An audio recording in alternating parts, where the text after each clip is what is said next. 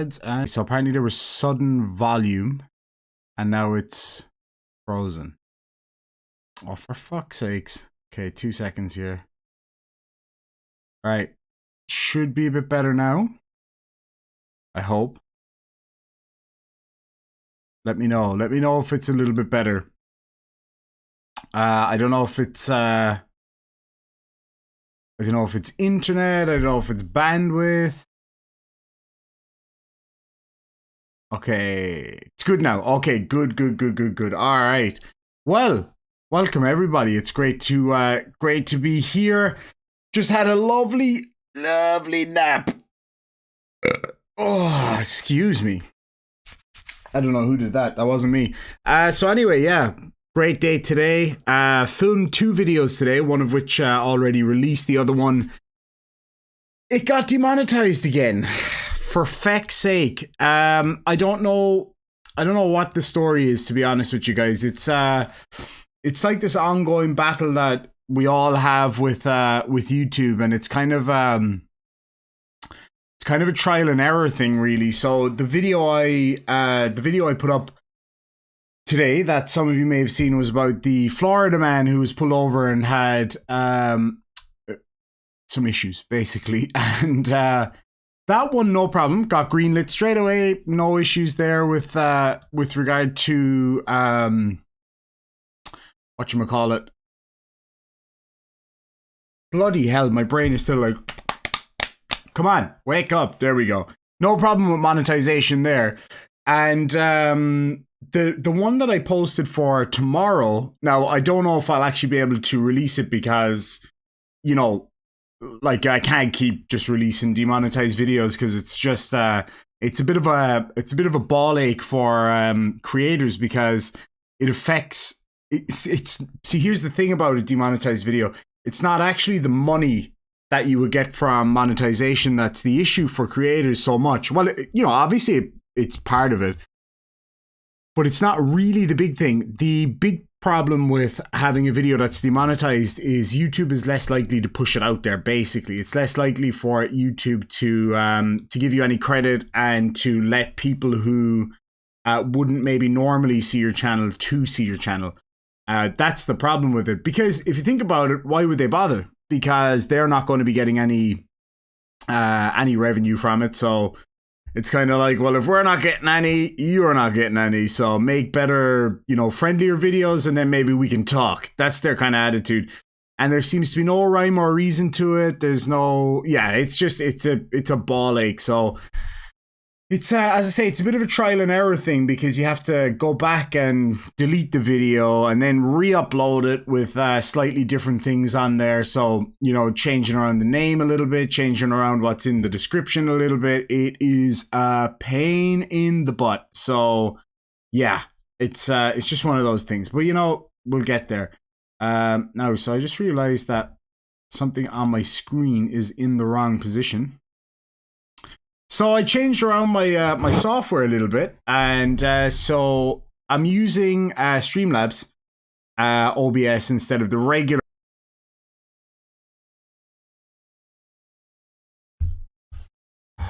Motherfucker, man. All right, looks like it's back again. It's like a million miles behind. I'm not really sure what's going on there, but yeah, I'm gonna have to look into that. So I don't know if it's I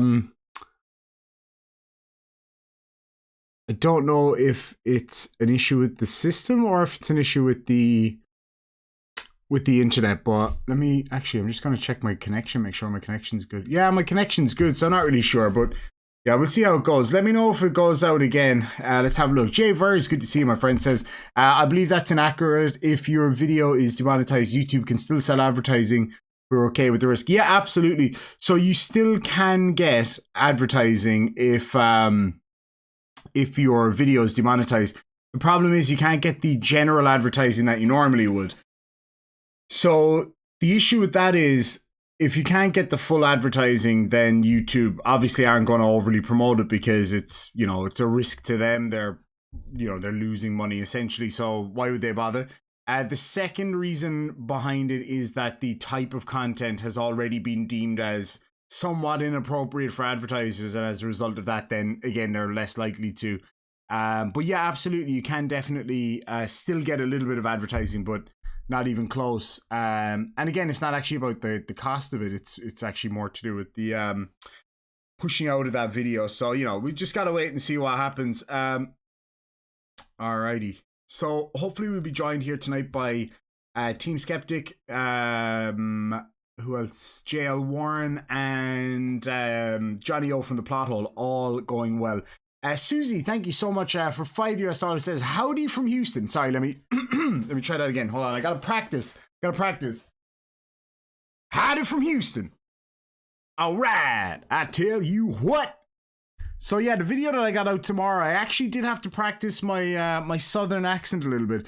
Not so much Texas, but Georgia. And I don't know, I feel like I nailed it. If I could say so myself, I feel like I nailed it. I won't give away too much on the video because I don't want to risk promising you guys this epic video. And actually, I will say it is epic. All right, if I do say so myself. Now, today's video was good, and I actually really enjoyed it. But tomorrow's video, I laughed at myself. If you laugh at yourself, you're doing something right. That's the way I see it. I'm getting a lot of Luna, give me 200 in the side chat. And I did see another.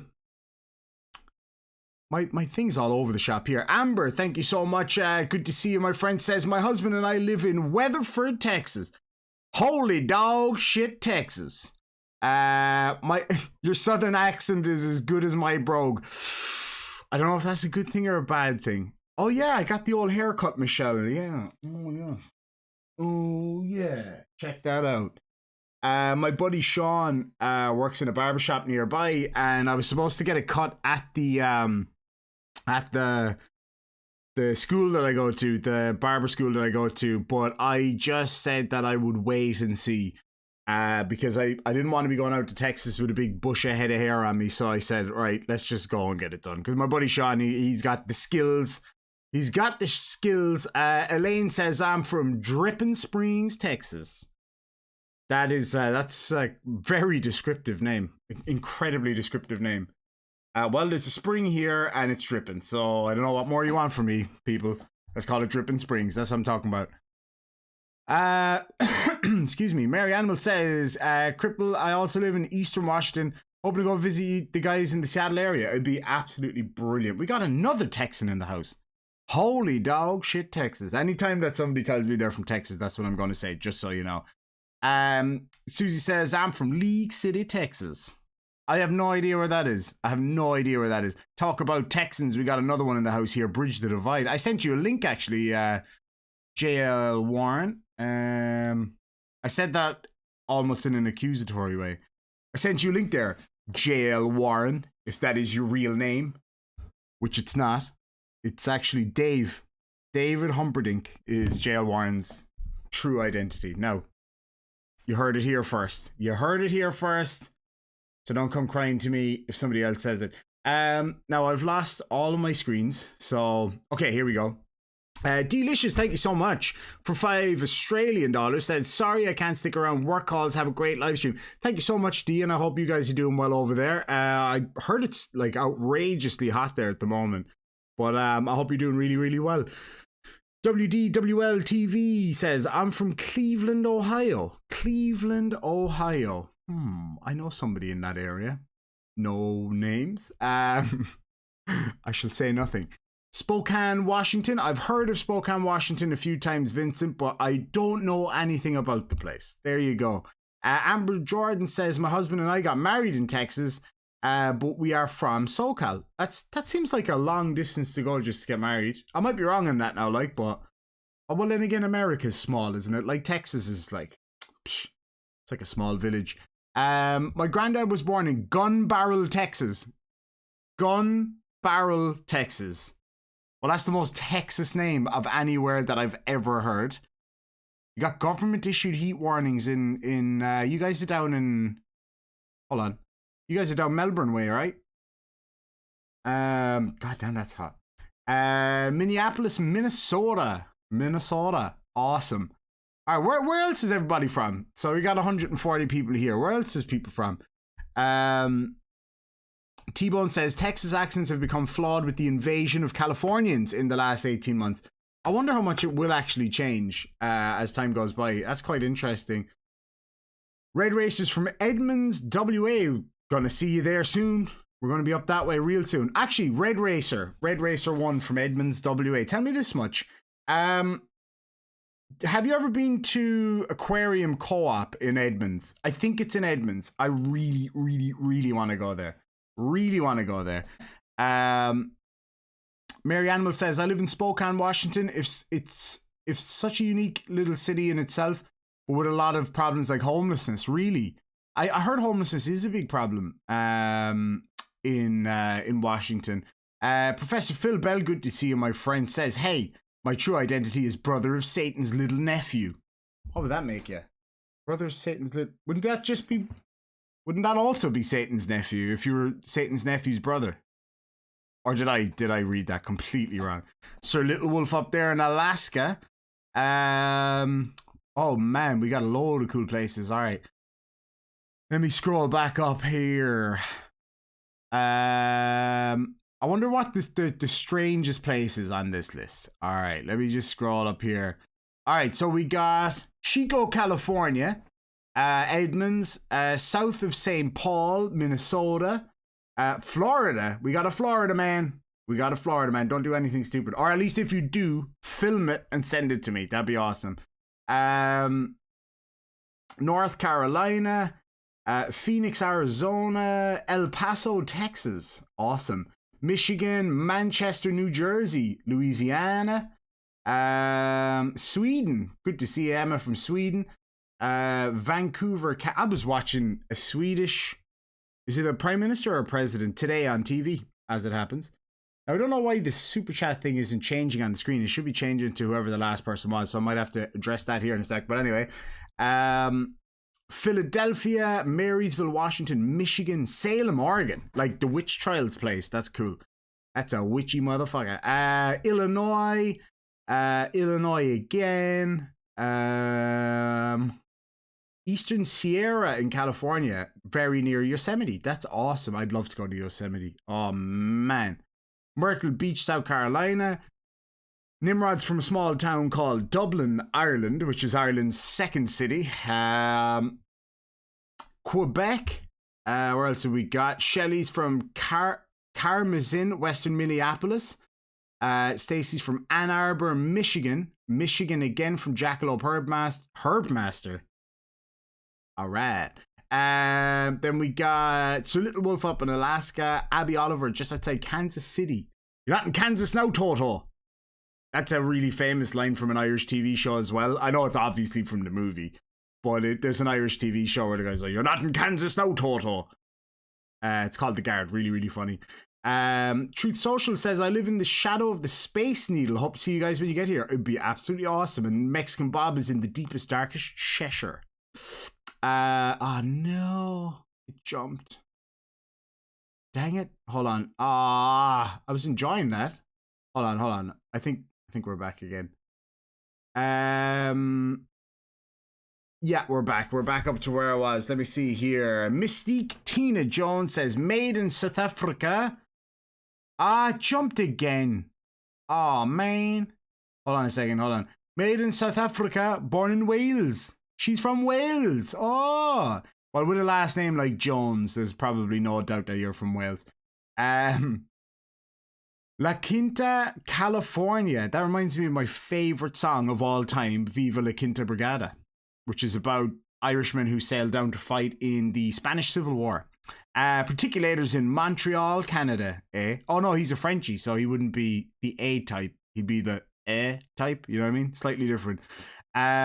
Christine C says, all my life in Dallas and I'm old. You're only as old as you feel. Dr. Osiris is from Liverpool. Sorry, I had to. Over here by Seattle. Oh, good to see you, Carrie Oliver. It'll be great to catch up when we get up there. Any chance you'll be stopping in Ohio? Unless there's some serious mechanical issues with the aircraft, probably not this time around. But I do intend to go to Ohio the next time I'm back. I'm going to do the East Coast. I want to go over to Ohio, meet some friends there, and down to Louisiana and then across to Texas. Let me see here. Kuna, Idaho. Awesome. So is Idaho the Midwest? I wouldn't know now, like off the top of my head.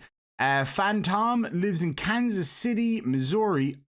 Why did I think Kansas City was in Utah? Hold on, why isn't Kansas City in Kansas? I'm so confused. Why is Kansas called Kansas and Arkansas is called Arkansas? Do you see what I mean? It's not easy. So you live in Kansas City, Missouri. We're from Detroit. That's awesome.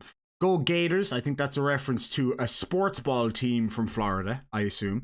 Tones Overthink, it says, greetings from South California. I need to figure Streamlabs out, want to get some live panels. Oh, give me a shout when you want to do that. I'd be well up to come on with you. Into the Blue Misters from dark and cold South Wales. I hope to be over there actually within the next few months. I'm going to be getting on the bike, getting on a ship, getting on a Wales, and so I want to ride around a little bit of Wales and then head up to England to see my brother. Andrew is from Fort Wayne, Indiana. Navid Pay from LA, California. Wait, is that La California or LA, California? I'm guessing it's LA, California. That makes sense. I used to play a basketball game on PlayStation when I was a kid. And my friend didn't know anything about basketball, and he used to call the LA Lakers the La Lakers. Anyway, California North Central Valley area. Glober Mom. Judy, you got this. Grew up in Baraboo, Wisconsin. Awesome. Pat Gallagher's in Corpus Christi. Isa says, the chat turned my England flag into a black flag. Are you by any chance joining us from Northern Ireland? Sorry. I had to. Laurie's in Pittsburgh, Pennsylvania. Bob Nodell says, hey there, Irish Demon. Congrats on 15k. Thank you so much. I did hit 15,000 subs yesterday, which was awesome. Awesome. Thank you so much for that. Mornington Peninsula, Melbourne, Victoria, Australia. Love your content. Thank you so much. That comes from I thought I would share. Thank you very, very much indeed. I've never actually been to any other part of Australia other than Perth, and I lived there for 5 years. Oh, I'm the little nephew and you're the brother of Satan. So who's my dad? Satan. So Satan's brother? I'm not. Who'd Satan's brother be? It's a good Dio? Is it Ronnie James Dio, maybe? I'm not sure. Shawnee, Kansas. Wilsonville. Port... Jesus Christ, Crippled Cat. Port Hueneme. Close enough. Aurora, Nebraska. That's Nick Woods. And Cindy is from New York, living in Virginia. VA is Virginia, right? Let me see here now. John Rapp is an Aussie for 51 years, born in Wisconsin Rapids. That's cool. John Laird is in New Brunswick, Canada. Salem, Massachusetts, where the witch trials were. Yeah, that's what I figured, actually. Kate is in Virginia.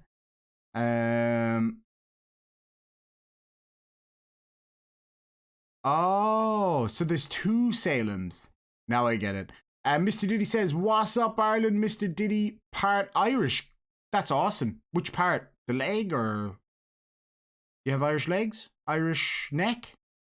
Which part of you is Irish? Harold is from Houston, Texas. Holy dog shit, Texas. Okay, now it all jumped again. Bloody hell. All right, 2 seconds here. Let me scroll back up. I hate missing any of these.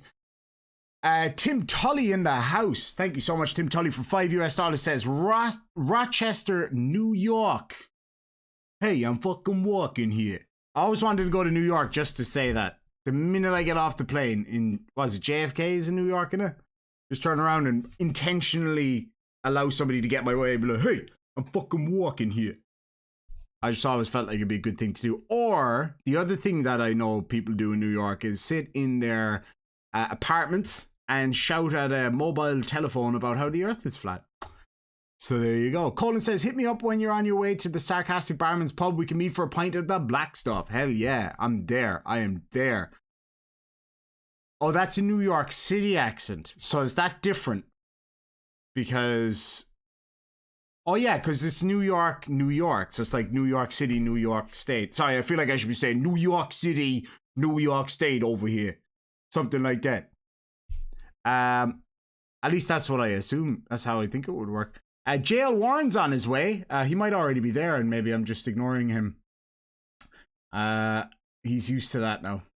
So I'm re-uploading the video for tomorrow and I'm waiting to see if it's going to get demonetized. Now, look, if it is, it is. I'll just put it up anyway. Feck it. I'll put it up and I'll just have to deal with it. Because I suppose at the end of the day, the most important thing is getting good stuff out there and enjoying the videos, you know, and hoping that other people... Because I tell you one thing, I enjoyed making it. I can tell you that now for nothing. There's very few videos, like, I just wouldn't make a video if I wasn't enjoying it 100%. That's basically... where I'm at. I wouldn't even bother making it because I know that if I didn't enjoy making it, you guys wouldn't enjoy watching it because I'd have to feel completely in the zone for it. But these two I made today, the first one I liked a lot. The second one I laughed and laughed because it was so much fun. I actually really, really enjoyed it. Does he know CC Chris from New York, Westchester County? God, that guy. The fucking guy. AZ Jeep Girl in the house. Oh, yeah, I need to get back to you, actually, about meeting up in Vegas. Excuse me. But I can't remember where we were talking. That's my problem. I did try to message you earlier, and I was like, was it Discord? Was it a chat stream? I have no idea. I can't remember if it was email. I was looking everywhere. But if you can remember where we were chatting the other day, would you message me there again? And then the notification will come up and I'll know to respond to you. Because I could not remember where we were talking. Vegas baby girl, I wonder where you're from. Born and raised in Vegas? You don't say. You don't say. I can't wait to go to Vegas, guys. I know it's only going to be 7 hours, but it's going to be so much fun. Isaac Sturgis lives in Dallas and wants to meet up with y'all. Not sure why he has to pass this on. I would be delighted to. We'll be doing... Actually, when we're in Dallas, we'll have a few more opportunities to meet up with people there because... we won't be in Dallas every day that I'm in Texas. Obviously, we'll be heading up to Bowie to go see the world's biggest Bowie knife. We're really excited to do that. We might be going down to San Antonio, going down San Antonio way to go to the Alamo. But we'll see how it goes because it's quite a long trip. So we'll see how it goes. But definitely we'll be around Dallas a few days anyway. So it's going to be a lot of fun. Let me see. Mr. E-Man says, I'm still waiting for PhD Tony to start his PhD Tony Hates Literature channel. I remember that night as if it was yesterday. It was... I tell you this, right? Like, no shit, right? PhD Tony is one of the funniest people that I've ever had the pleasure of sharing a stream with. He was just so entertaining when he'd come on there, just raving, man. And it was... Look, I know it's naughty. I know it's naughty, but I used to love winding him up. And he knows that. He knows that. But anyway, we just, we just used to wind each other up actually quite a bit. But we'd always end up laughing and having fun at the end. That's the most important part. WDWL-TV says, at 70, I thought I had memory trouble. Hey, I tell you what. See, I'm already practicing. And you know the worst part is I don't have my hat. Because my hat's stuck in Australia still. I'm still waiting for my hat, for my everything to come from Australia. I was so lucky I put my computer and stuff in the, I'm not even kidding. My luggage bag that I brought with me, I had one screen and I had my computer, my camera, and my microphone all in that one luggage bag. Because I was thinking, oh, maybe I won't get there on time and then I'm screwed. So it's a good job I did. It's a bloody good job I did. Michelle Grant says, are you going to do any line dancing or two-step in Texas? Short answer, no. Long answer, no, because I don't want to show everybody up. Because I'm a bit of a thing when it comes to dancing. Believe it or not, your boy is a Barishnikov. And I'm also really good at line dancing. I feel like I'm not convincing anybody of that. I'll show you. Hold on. Oh wait, no, I forgot I can't. I signed a contract when I was voted the world's best line dancer, and they were like, if we give you this award, you can never line dance live again because it's the rules. So sorry guys, I'd love to do it for you right now, but unfortunately, contractual obligations. I don't know what to tell you. Ace Fox 1 says, if you see San Antone, get lunch at the San Antone Riverwalk. It's my favorite part of town. I definitely will. I'll say that to team. Be careful, they may ask you to do the river dance. Now, I tried that once and it didn't end up well. Oh God, I'll never forget it. So it was when I was about, I don't know, I was about maybe 19. Oh, hold on. We got a wild Johnny O in the chat. Johnny O. Wait, no, that's JL. Sorry. Never mind. I'll just hang up. Screw him. I feel like he can't hear me. Can you hear me, JL Warren? I think you guys can probably hear him. Maybe not. Hold on. Let me just try.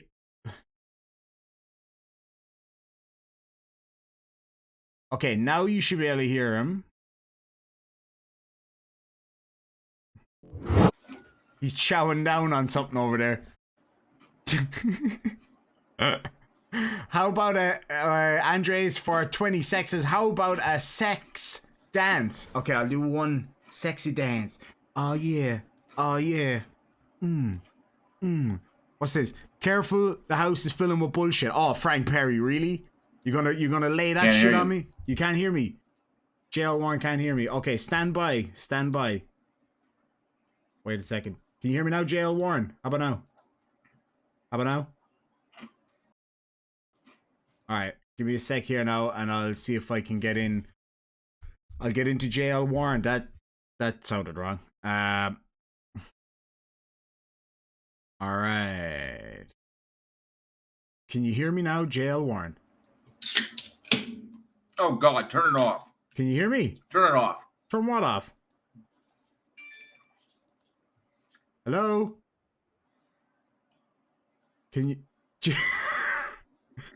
you hear me? I don't know what is going on. JL Warren, can you hear me? Yes, I can hear you. Oh, okay. Oh, well, thanks. Thanks for letting us know, like. No, I could just now start hearing you. Oh, sure.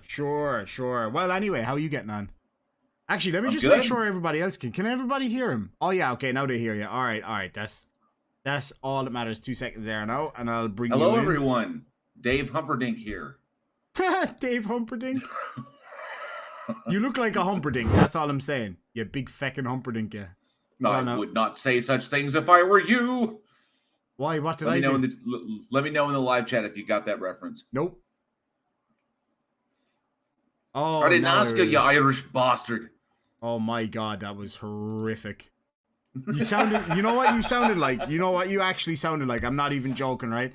My old boss was an Indian guy, and that's exactly what he sounded like. You bloody bastard. That's exactly what he sounded like. He used to call everybody a bastard. That's exactly what you sounded like. Susie asked, what's the name of JL's channel? It's called JL's Food and Stuff. I don't know why your face isn't coming up on the screen, though. That's weird. All right, hold tough. Oh, wait, I think I might know what it is. Nope.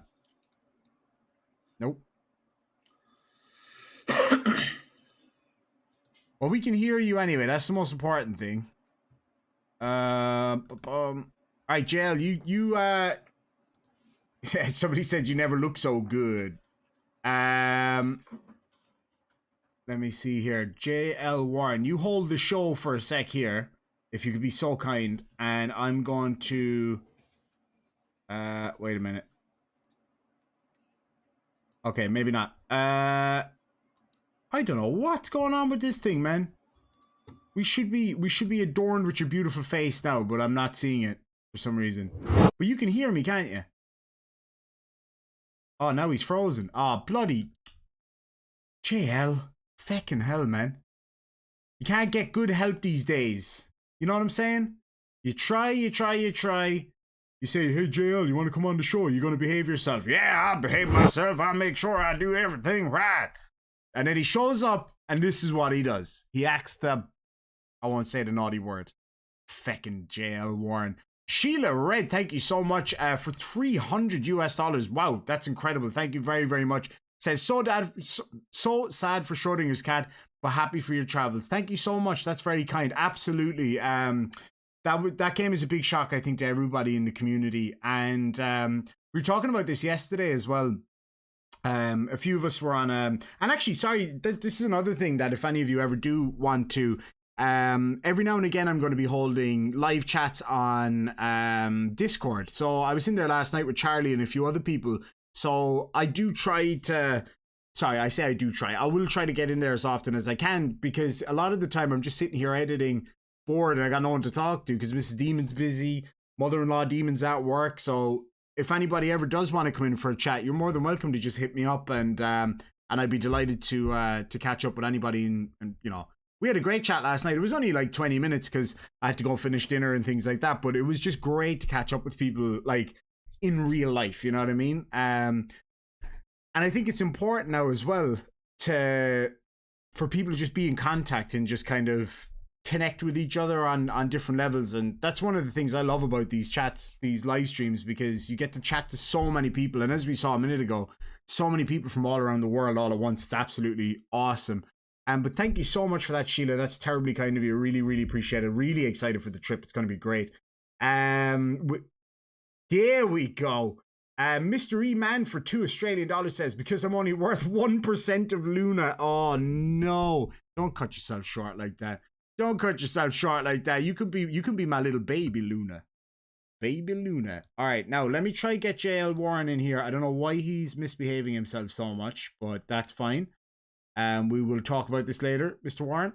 I will I'll have to stamp your card, as they say. Hold on now. Let's see now if this worked. I'm gonna punch your ticket, sir. Oh, hold on now. People probably couldn't hear you that whole time. I don't know why your image is not coming up on the screen. This is bizarre to me. I might have to just do a bit of computerized magic over here. Give me 1 sec now. But I think people can actually hear you, which is the most important thing. But because I really want to have you on here, because I want to. Bloody.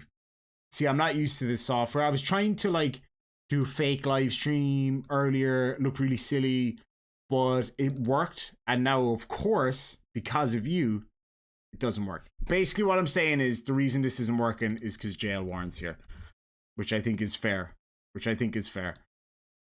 And now it's still not bringing you up. What the heck? I'm so confused, man. I'm so confused. Can you also hear me? Oh yeah, everybody can hear you, but thankfully they can't see you. So while I'm trying to figure this out, right? This is something we were talking about the other day with Team Skeptic, about different places to go eat at. Now, obviously, looking at you, you're not big into your food, so I'm not sure if you'll be able to help us out too much on this one. But is there any places that you think I should go? Like, can you still hear me? Yeah, I can hear you. You're frozen on my screen for some reason. Yeah, I'm frozen on mine as well.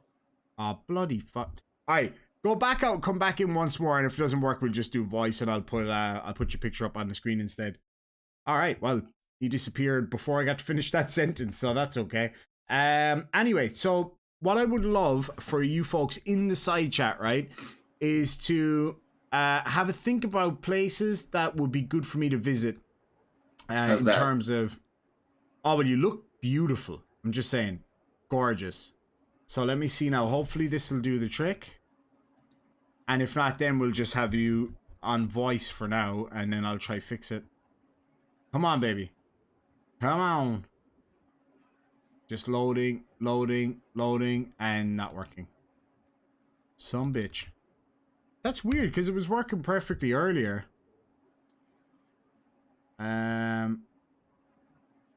Alright, well, we don't have any image of JL Warren. I don't know what to tell you folks, but it seems like JL Warren Broke the internet. Jail. What picture would you like as your caption?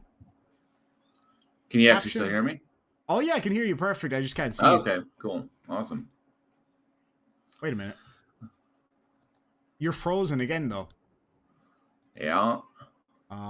Bloody hell. Okay, we'll just go voice. Don't worry about it. What picture would I put up for you, Jail? Oh, take your pick. Okay, you're gonna take my pick, as in a picture of me. Let me see here. All right, got the perfect picture of Jail Warren and his twin brother. Let me just get this up here. So, Jail, places to visit in Texas. What are you thinking? Well, Texas is a very, very large place. Now, are you specifically, you're talking about like sightseeing, or are you talking about like specific places to go eat, or are you talking, well, like, what are you looking for? I'm thinking places to eat for sure, because I think that's a given. That has to happen in Texas. Okay, so predominantly you're gonna want, I mean, you're gonna want to go to a steakhouse, and probably yeah. one of the better ones. A lot of people are gonna say that like the best. You're gonna get a lot of recommendations for like Del Frisco's. Del Yeah, Frisco's Double Eagle Steakhouse. I've heard of that place. They're okay. I mean, it's a like a 4-star steak restaurant, but I don't consider it the best. And since we're going to be north, probably I would either take you to Papa's Brothers, or maybe Nick and Sam's. Nick and Sam's is is a pretty nice one, because you got Nick and Sam's. Vic and Anthony's is good, but it's really expensive. So Vic and Anthony's is solid. Nick and Sam's is good. Papa's is good. Strawberry Tea says I should have a moist brisket. If we're going to be eating as a group, then we could probably go to Texas Land and Cattle, which is not a bad one. Which is not a bad place to get one. Not one of the it's like it's a good one. It's just you pay for the food and you're not paying for the ambiance. Like at Del Frisco's, you're paying for the ambiance as much as you're paying for the food. Yeah. Yeah. Team is probably going to want to take you to a Brazilian steakhouse. Yeah. I don't know if you. Okay, so he probably mentioned that, where they bring the meat, where basically you'll have like a little card, and then you'll flip the card over to let it know when you want more meat, and then the wait staff will come over and they'll bring like a skewered piece of meat to you, and they'll cut meat off for you, and it just keeps coming until you turn the card over saying I don't want it anymore. So it's pretty much all you can eat. Whew. Which isn't much for me, unfortunately, these days. But yeah, a place like that, you get the meat sweats really, really bad. Oh, I would say so. Roisin Murphy's in the house. Dia Makara. Somebody in the side chat says Whataburger. Now, did you hear about my Whataburger incident? I didn't hear about your Whataburger incident. I actually wouldn't recommend Whataburger anymore. Oh, really? Yeah, because Whataburger is no longer a Texas establishment. Is that a fact? Yeah. Whataburger was bought. Yeah, Whataburger was bought out by a Chicago-based group, and so Whataburger started in 1950 in Corpus Christi. So they're pretty much just Texas only establishment. They were family owned, privately owned, but the family decided to sell, so they sold the entire franchise to a Chicago-based corporation, where they proceeded to then to basically buy less quality ingredients, so that they could they could increase profit share without dropping the prices of things. So the quality of Whataburger has dropped. You won't get, because Whataburger used to be kind of on the expensive side as far as like fast food goes. You were paying like $6-7 for a burger. Oh, depending upon what kind you got. Yeah, because they use quality ingredients. They used to, but now you're in I think there was a little bit of a price reduction, but now the quality you get is you're not going to get it anymore. So you're going to get Chicago quality in Texas, but for like burgers, and it just doesn't work, because I don't know. They changed different companies. Now a different company is essentially what it is. So I would recommend that. I also would not recommend In-N-Out. if you want In-N-Out, you can you only get it in California. In-N-Out is a California-based company. It's a California-based restaurant, and there's something very, very weird about the In-N-Out in Texas. I think it has something to do with the water, because water in Texas is much harder than water in California. Do you know what I mean by hard water? Yeah. It's got more lime or whatever in it. Yeah, just more mineralized. Water in Texas is a lot harder than it is in California, and for some reason, it's probably the water and probably the air is just different, and so you get a different effect on your food, especially when you're cooking over an open flame. And In-N-Out is just better in California than it is in Texas. You won't get the right experience. However, if you want to go for good authentic Texas fare, the best places to go is either to an authentic Mexican restaurant, not a Tex-Mex, that's different. An authentic Mexican restaurant, a Brazilian steakhouse, or a straight up steakhouse, because all the original Texas stuff is pretty much gone. That's a shame, man. Like the Whataburger. Well, first of all, I thought it was called Water Burger because of the way Team Skeptic used to have. I was like, that doesn't sound very appetizing. But that was definitely one that Team was excited about, was Whataburger. Yeah, I don't see how you can still eat it, because. So for me, I kind of want to go to the stereotypical America places, if you get me. So like, I want to go to Arby's and What are some other ones? I'll ask the side chat as well to tell us some of the other ones. Before we do, I'm just going to read these two super chats so they don't get lost on me. Susie and Charles, thank you so much for $5 says, Texas Roadhouse, so fancy, lol. We will be taking you to Buc-ee's. You can guarantee that. Buc-ee's? Yes, we will be. Okay, so in Texas and in a number of other, in Texas, Oklahoma, pretty much up the corridor, what we call the corridor, the corridor of the Midwest. Yeah.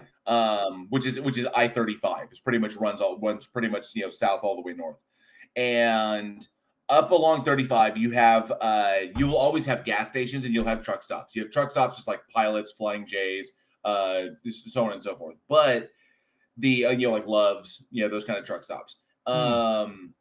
But there are big ass truck stops, and I'm talking like legendary size, called Buc-ee's. Now, Buc-ee's is essentially just a gigantic truck stop and convenience store. So when you go in, imagine the crew that runs one convenience store, and you have 5 of those crews running every single department within the Buc-ee's. You've got a food department, you've got a convenience department, you've got the truck stop department, you've got all of them housed in one building. And so everybody's running around. You have people running the kitchen, people running whatever you need. And I think there's also like a gift shop area like this. But we're going to take you to Buc-ee's because it's essentially like a truck stop, like Walmart. And it is the epitome of Americana. That's what I was just going to say. That's the most American thing I've ever heard. It's the food is excellent for travel food. It's excellent and terrible for you. It has all kinds of just like kitschy, travel swag that you would buy like I Heart Texas or like goofy stuff like you would just find at a truck stop. It has everything you could possibly imagine. Walking in, that you'd be like, it's just pure kitsch Americana, pure Chinese made gas station crap that you can just buy into whatever. And I love it. It's pretty much just what America is. The only thing more American that would be the Mall of America. Don't they have their own police force?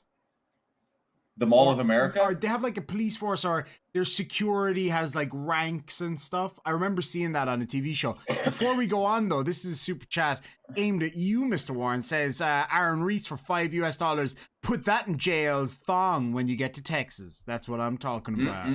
And Duck Norris in the house for $5 says, I have season tickets for Houston Rodeo. Hit me up. Awesome. How far is it to Houston from Dallas? Texas is pretty small, so it should be about 4 hours. About 40 minutes. Quite a small. It's about 4 hours from DFW. From DFW to Houston, it's about 4 hours. That would be worth it, man. I really want to go to a rodeo. Yeah, you don't want to go to Houston. I'm going to be okay. As a person who lived in Texas for over 30 years, you don't want to go to Houston. Can I ask you a question about Houston real quick? Can I just ask you a quick question? Is this true? Now, I'm sorry, Houstonians out there. I am not saying this.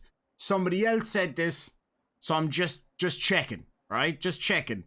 Is it true that Houston smells like vomit or piss? That's what somebody told me. I might be wrong. Might be wrong. Hey, I'm going to try something as far as me connecting.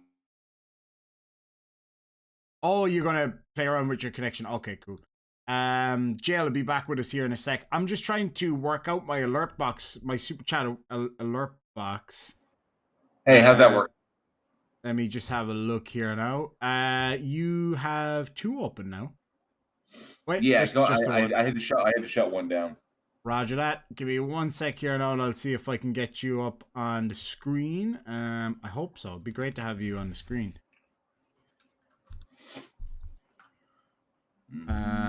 All right. No, it's still not working. That is weird, man. I have another way that I might be able to get you up on the screen, actually. Oh, wait, no, that won't work.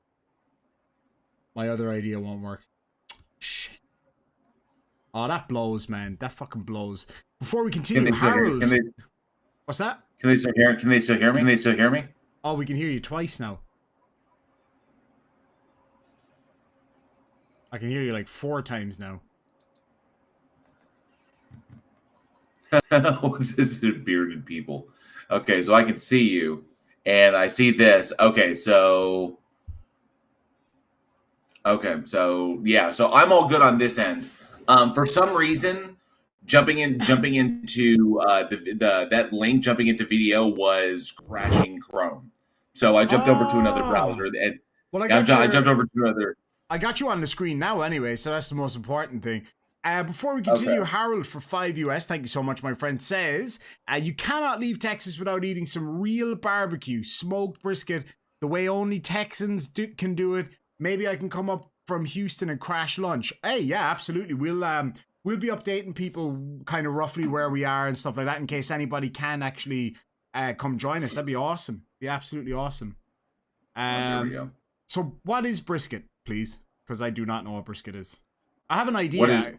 Is it the pork belly of beef? Is that roughly what that is? Like, it's a cut of meat from the breast to the lower chest of the beef. Yeah. So it's one of the 9. It's one of the 9. What they call the primal cuts. So there are 9 primal cuts, and brisket is one of them, and it's typically taken from the chest or the breast of it. Right. So. Right. And then it depends.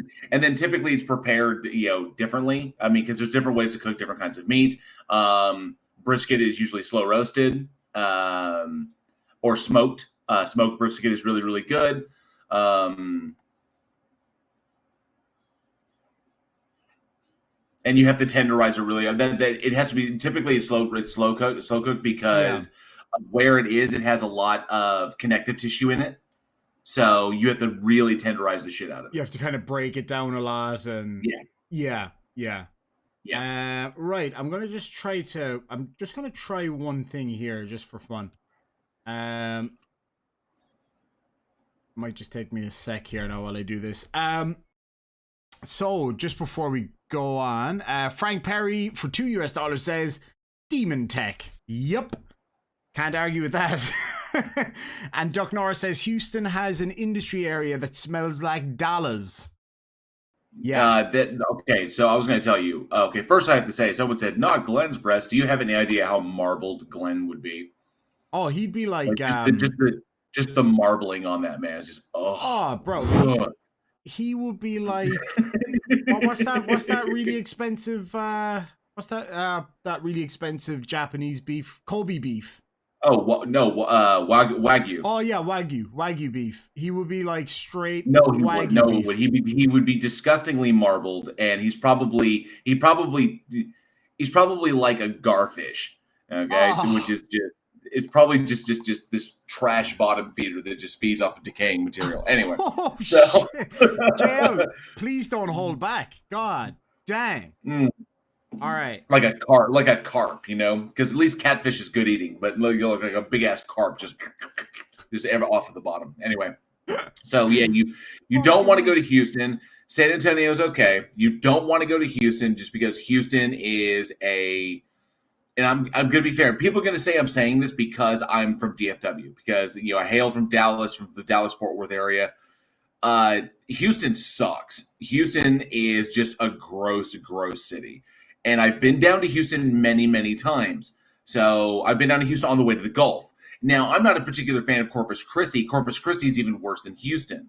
And I'm not a big fan of Galveston either, because Galveston was never the same, after the from what I understand, I obviously wasn't there, but Galveston was never the same after it got decimated by the hurricane, the last hurricane that hit it. So Galveston's all kind of bleh. Corpus Christi sucks ass. Corpus Christi is terrible. And then Houston is just Houston is just not a great town. Austin and San Antonio are great.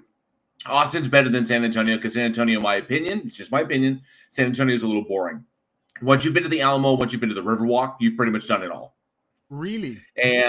But Austin has a lot of cool stuff. Austin is a college town. It's also an art town, and it's got everything. You can check out Texas Stadium. You can check out UT Austin. You can check out 6th Street. You can have all kinds of fun over there at over in UT.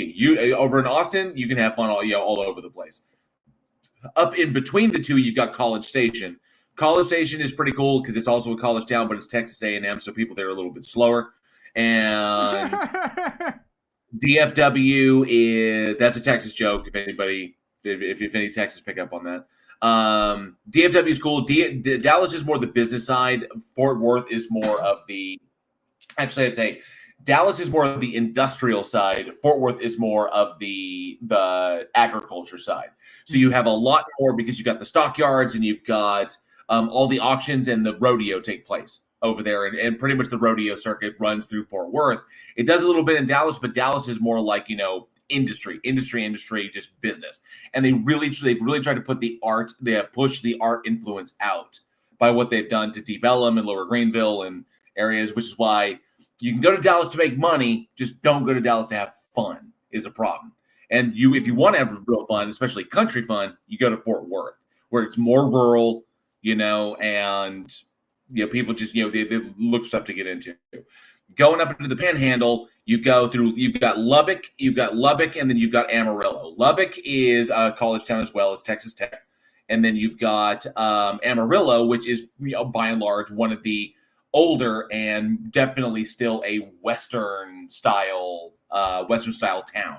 Amarillo still has that old school feel to it. See, that's pretty much Panhandle down to the Gulf. How long does it take to get from Dallas to Amarillo? Dallas to Amarillo is not that long. It's about I think it's a little over 2. I think it's like 2 hours. Oh, that's definitely just shy of 2 hours. Yeah. Because Dallas is further north than a lot of people think. So Dallas is further north because it's literally an hour to get from Dallas to Oklahoma. But it is 4 hours. It's 2.5 hours to get from Dallas to Austin, 4 hours to get to Houston and San Antonio. So, and then it's even longer to get out of the Gulf. And so going north and south is not too bad. It's going east and west is a bitch in Texas. So I can leave Dallas and I will not reach El Paso for 16 hours. Oh, man. So that's driving to El Paso. So I can hit El Paso in 16 hours and I'm still technically in the state. I haven't hit the border to New Mexico yet. And then you'll just end up flying through New Mexico. Yeah, you'll wind up flying through New Mexico, flying through Arizona. You can get through New Mexico and Arizona in the exact same amount of time, and probably into California, depending on your speed, in the exact same amount of time it takes you to get from DFW to El Paso. That drive is atrocious. On the flip side, you're getting some heat in the side chat. Sorry, no to interrupt. You're getting some heat in the side chat, I must say. Cerebral Tackle. I thought you'd be getting heat over your disgusting comments about the beautiful cities in Texas that I definitely won't mock. What heat am I getting? Because everybody has guns. Cerebral Tackle says, well, he doesn't know a lot about Gar. Gar don't prefer to feed on dead material, nor are they bottom feeders, JL. No, I know that Gar are bottom feeders, but Gar are trash fish. I mean, that's what they are. Gar are trash fish. They're good. Gar are trash fish. Okay, I've lived in Texas for 30 years. I'm a freaking Eagle Scout. Gar are trash fish. Carp are trash fish. Perch are also trash fish, but you use perch to catch largemouth. So, I know what you can catch. Striper bass, largemouth bass, smallmouth bass, catfish. That's what you go for, especially if you want to go for real catfish. You either go down to Livingston or you go to Caddo. If you want to go striper, you go to Texoma. Trust me, dude, I know fishing.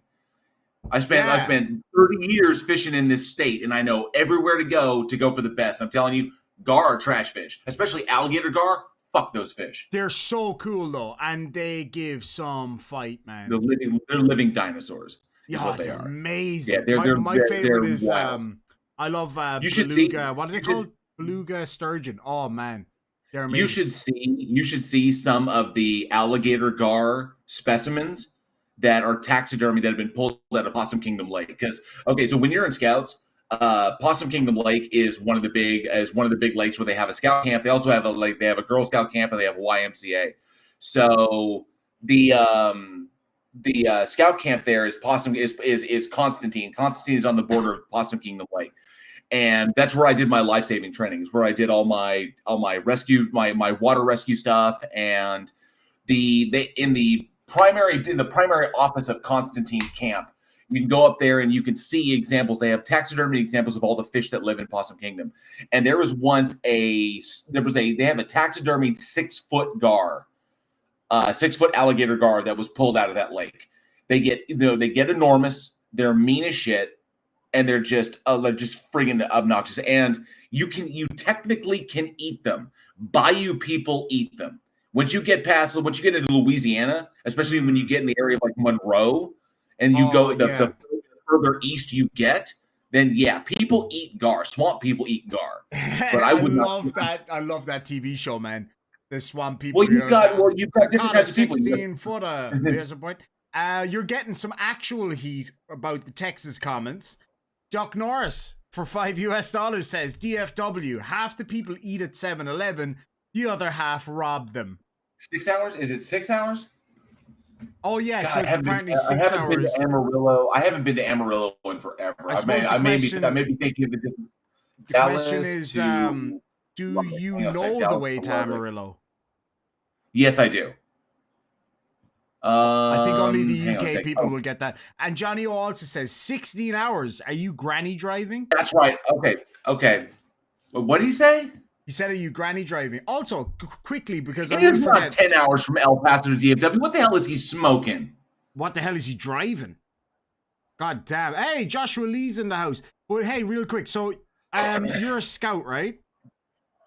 Yes, I'm an Eagle Scout. My brother was a scout all his life. I must get I'll get on to him tomorrow and see if I can get you some Irish scout stuff. Like woggles, or he might have some woggles or some neckerchiefs or stuff like that. Not allowed. This is bullshit, right? I just gotta say, because this actually bugs the shit out of me, right? Daryl M says not allowed to catch and eat carp in Australia. It's nuts because they're destroying the waterways there. Yeah. All right. Arrest me, Australia. I caught an enormous koi in there. In a little pond over there, and I took it home and I sold it for $100. So there you go. It shouldn't have been in the pond. It was killing all the native stuff, so I just took it and got $100 from him. Okay. So this was my bad. So so just for my own education, because I haven't been north into the Panhandle since I was 18, and that was, what was this?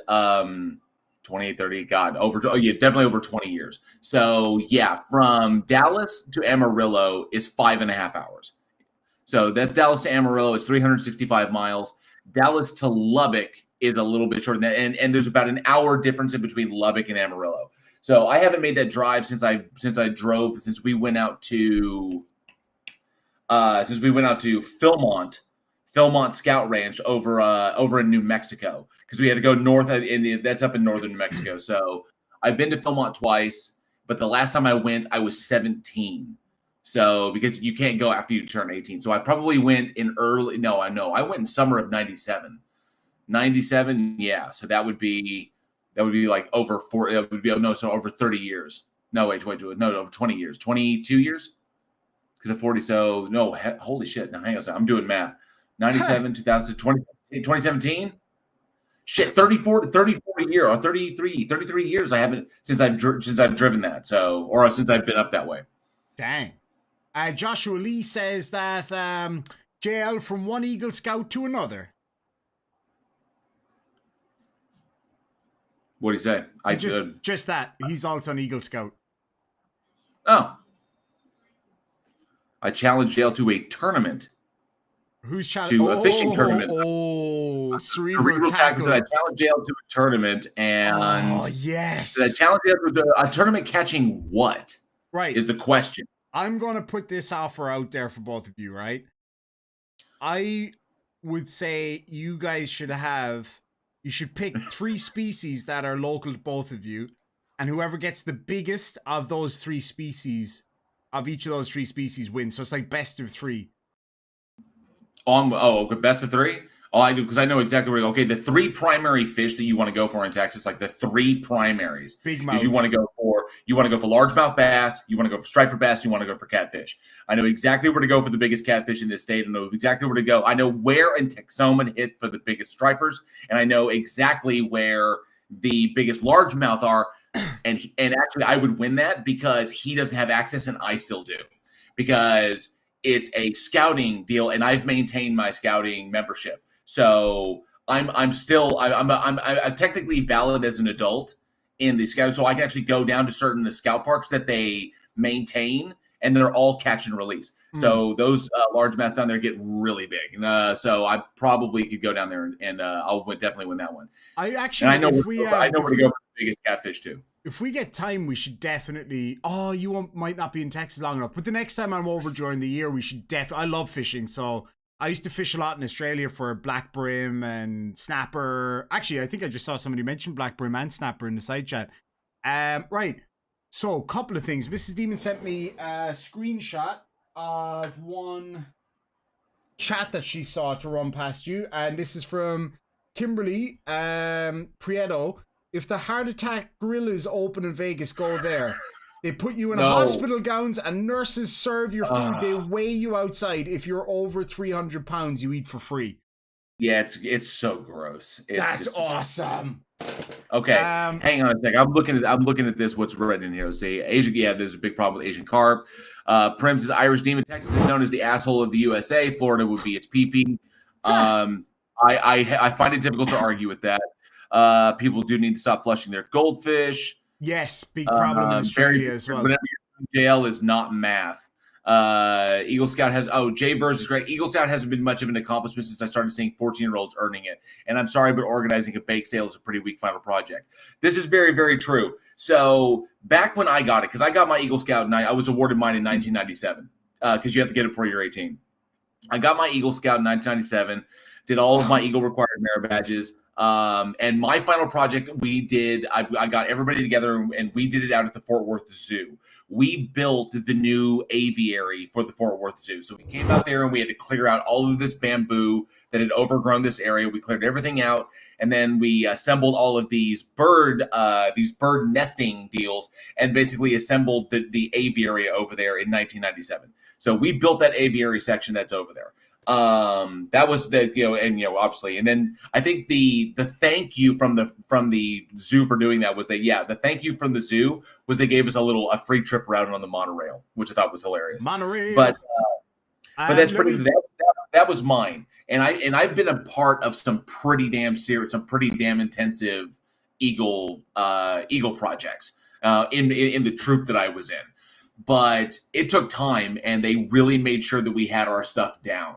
And so the problem with it today, what he's talking about, how it's easy for like a 14-year-old to get it, is because the vast majority of merit badges are now given at summer camps, and so you could sign up, you get like a whole bunch done, and knock them out, and then you don't really maintain that talent. You don't maintain those skills. Whereas when I was younger and I was a scout, they ensured we maintained those skills and we learned this stuff before they awarded us a badge in it.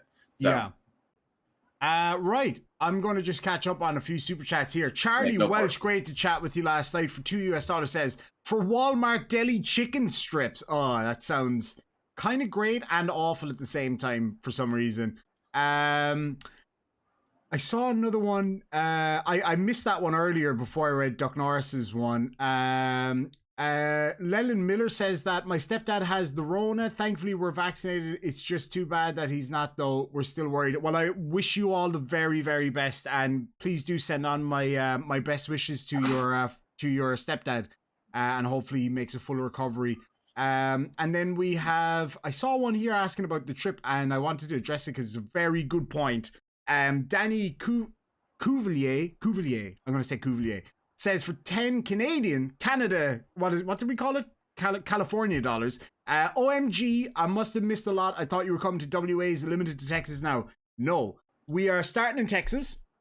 We're going from Texas over to Las Vegas. Then we're going from Vegas up to WA.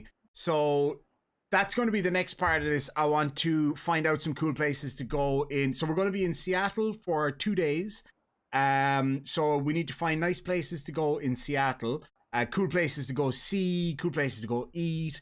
And also I know one place that I'm definitely going, and that is to Aquarium Co-op in Edmonds, because it's a YouTube channel that I've been watching for years and absolutely love.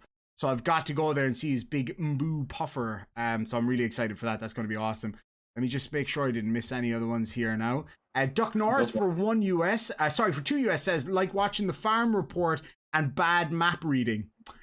And Stephen Alley for 2 US, good to see you, my friend, says, take Irish to bunker branding and crawfish tooney. Touney? Tooney? And Susie, yes, we're still going up to the court case. And also, sorry, just real quick, Susan Ray, welcome to the Demon Army. Thank you so much for joining. Someone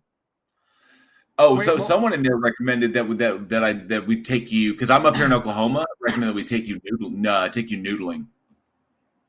Oh yeah, so I do know what noodling is. I accidentally noodled once in Australia. I got noodled by by an octopus. Just real quick. Stephen Alley says, let me just read these out. Stephen Alley says, darn, Irish just missed a shit show. I'm guessing shit show, not a shot show. Let me know what that was about. I'm not sure what that is. Frank Perry for 5 US says, JL, I was at Scouts back in the 80s and I became a life scout, and still to this day. Things like knife safety makes me nuts when people don't do it. Oh, it makes me want to. I mean, the way. Okay, so this is for anybody who is a scout, in the live chat. That crap was beaten into my head. My scoutmaster was a brilliant man named Frank Wolf, and he was a former Army Ranger.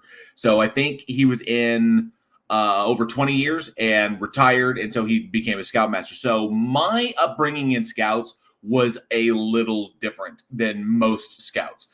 So when you have a former Army Ranger taking you out for specific camping trips, it's not like, let's go down to the local place. Dude goes like, no, we're doing we're doing low impact, no trace camping, and we're going to be like living in our canoes off of the Brazos, shit like that. And that was that was the kind of scouting experience that I had for the 10 years that I was in my troop. So he ensured we knew what we were doing, and so now if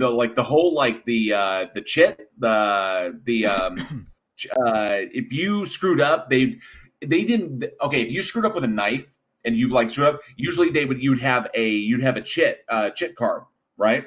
Say that you had been trained. And if you screwed up with a knife and someone caught it, they would cut the corner off your chit card. If you lost all 4 corners, they would take your chit card, then you got to recertify and you get another chit card. That's a good way of doing it. We didn't do the corners. We just took your card away and then made you train again, because we did not screw around with knife safety. They trained us really, really well with knives. Let's see. Jay versus JL and I were in similar troops. My scoutmaster was a former Marine. We were one of the last troops to still do Cope course. Oh, wow. Very cool. That's awesome. We did monthly campouts when I was in, and the February one we always spent on Fort Hood. We'd go down to Fort Hood and spend the weekend there because he had access, and so he'd bring us in, and so they'd open up an area at the barracks for us and let us pretty much live on base for like just be on base for to do like Army fun stuff, and then we book it back up. So yeah, the Fort Hood camp out on in February was always my favorite. March was always fun because that's when we did canoeing. We did our canoeing camp out, which is typically on the Brazos. And then that led into the summer camps, which would be Constantine or Cherokee. Cherokee was down by Athens, Texas. Constantine by Possum Kingdom. So all kinds of cool stuff. I cannot believe I still remember this shit after all these years. It's amazing, isn't it? It's wild. Here, I'm actually going to show you something. Go ahead, catch up on your stuff. Tracy Wilkinson for $5 Thank you so much. Says, hope we get to meet up when you're in Seattle. I know every dive bar in town. That's what I'm talking about. Yeah, it would be great. We'll so the plan is that once we get there, we'll be arriving in the evening, and we'll probably go to the hotel first and decompress after Las Vegas, and hopefully we'll get to go out that night and meet up with a few people in Seattle itself, and then the following day then we hope to meet up with people over at the courthouse and all that stuff. Now look, worst case scenario, if the case doesn't go ahead or whatever the case may be, at least we'll be there. We'll probably go get some fun photographs in some well-known spots around that area, like the gate into the police station and a few other awesome places. That's the plan anyway. And then Cerebral Tackle for $5 says, JL, make sure to bring your Snoopy pole, biatch. I'm a recently retired pro. Stock scout ponds aren't how oh yeah, okay. So stock. What is this, fucking Bassmasters? He says, bring it, JL. Bring it, boy. You just said catch the biggest fish. And I'll catch the biggest fish. I know where to go. I'm not doing what are we doing? We on the fucking fishing channel? Give me a break. This is my this is my uncle's cowboy hat. And he bought this and he wore this during his motocross days back in California actually. And this is a legitimate Stetson.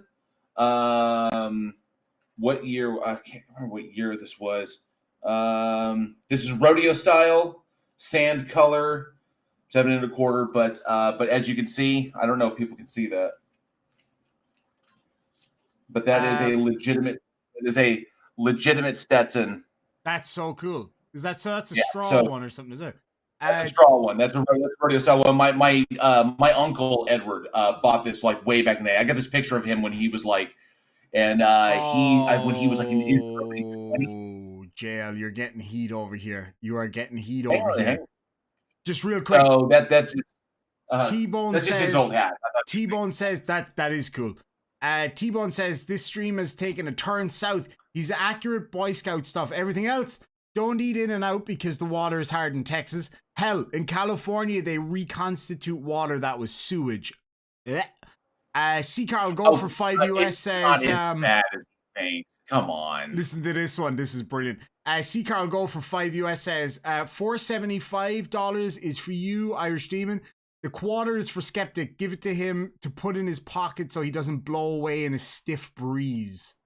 And then Cerebral Tackle taking aim once again. I know what you're going to say before you even say it. For $5 says, oh, you're from Oklahoma. That says everything. Okay, I'm not from Oklahoma. Shots fired. I'm not from Oklahoma. I live in Oklahoma. Before this, I lived in Texas. If you want to say like where I'm from, I am originally from Southern California. I'm from San Diego originally. Really? That's where I was born and raised. Balboa area, Kearney Mesa. That was my stomping ground. And whenever I go back, we always go to Temecula and do all the cool stuff there. I love going down to Tijuana. I love going down to old, and then of course, old downtown San Diego, where you can get like legitimate, authentic Mexican food that is, from family-owned businesses. But I'm originally from Cali, but now I lived like 30 years in Texas, and of course now I'm up here in Oklahoma because real estate. So do you see yourself more as a Texan than anything else? I still really see myself as a Californian. Oh, because I never really developed a Texas accent. I I certainly don't have an Oklahoma accent, and I love California. Especially love the only place in California I don't love is I do not love LA. I love San Diego. I love the Bay Area. I love Silicon Valley. I love up north, going up north towards Oregon.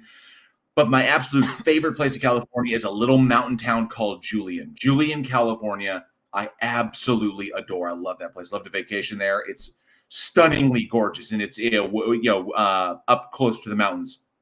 You can get a legitimate buffalo burger there. You can do all kinds of cool stuff. But Julian is really, really nice. I love Julian, California.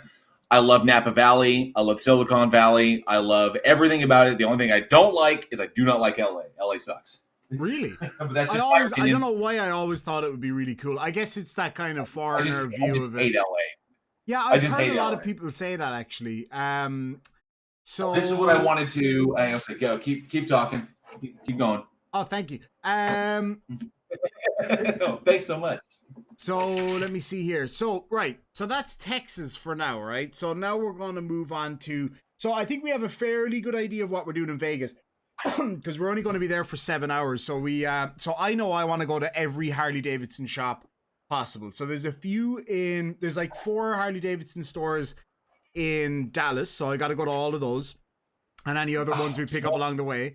There's a few no, because I collect the Harley Davidson chips, so I got to get as many as I can. Then there's 2 or 3 in Vegas that I know I'll be able to get to in the meantime, and then there's an awesome Harley Davidson dealership in Seattle, so I got to go there. That's my plans out of the way. So folks in the side chat, Seattle, where's the place to go? What is the things to see? All of that good stuff. Let us know. Have you ever been to Seattle, JL? I have when I was very young. I wouldn't even remember it. It was like this, but I busted this out because I still have it, and I had it all like boxed up. Of course, you save your stuff, and I thought, the reason I saved it is, maybe one day I would have kids.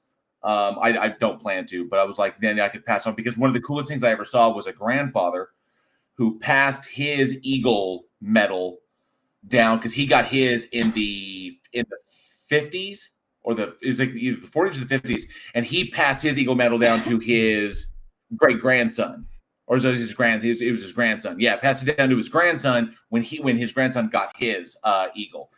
So I thought this was cool. That's the neckerchief that they give you. So that's pretty much that, and that's the neckerchief that all Eagles get. And the vast majority of the stuff was still on my uniform, but the medal that they give you. So, and then of course all the cool stuff, like that is pretty much it. And Circle 10 Council, whoop whoop. JL, we have a request for you in the side chat. I'm just going to quickly read out these super chats before I get to the last one. These two things are cool. So those people know. So those people who know, those bad boys. I saved them. That is the Guidebook to Adventure, 1998 and 1996. Those are both times I went to Philmont.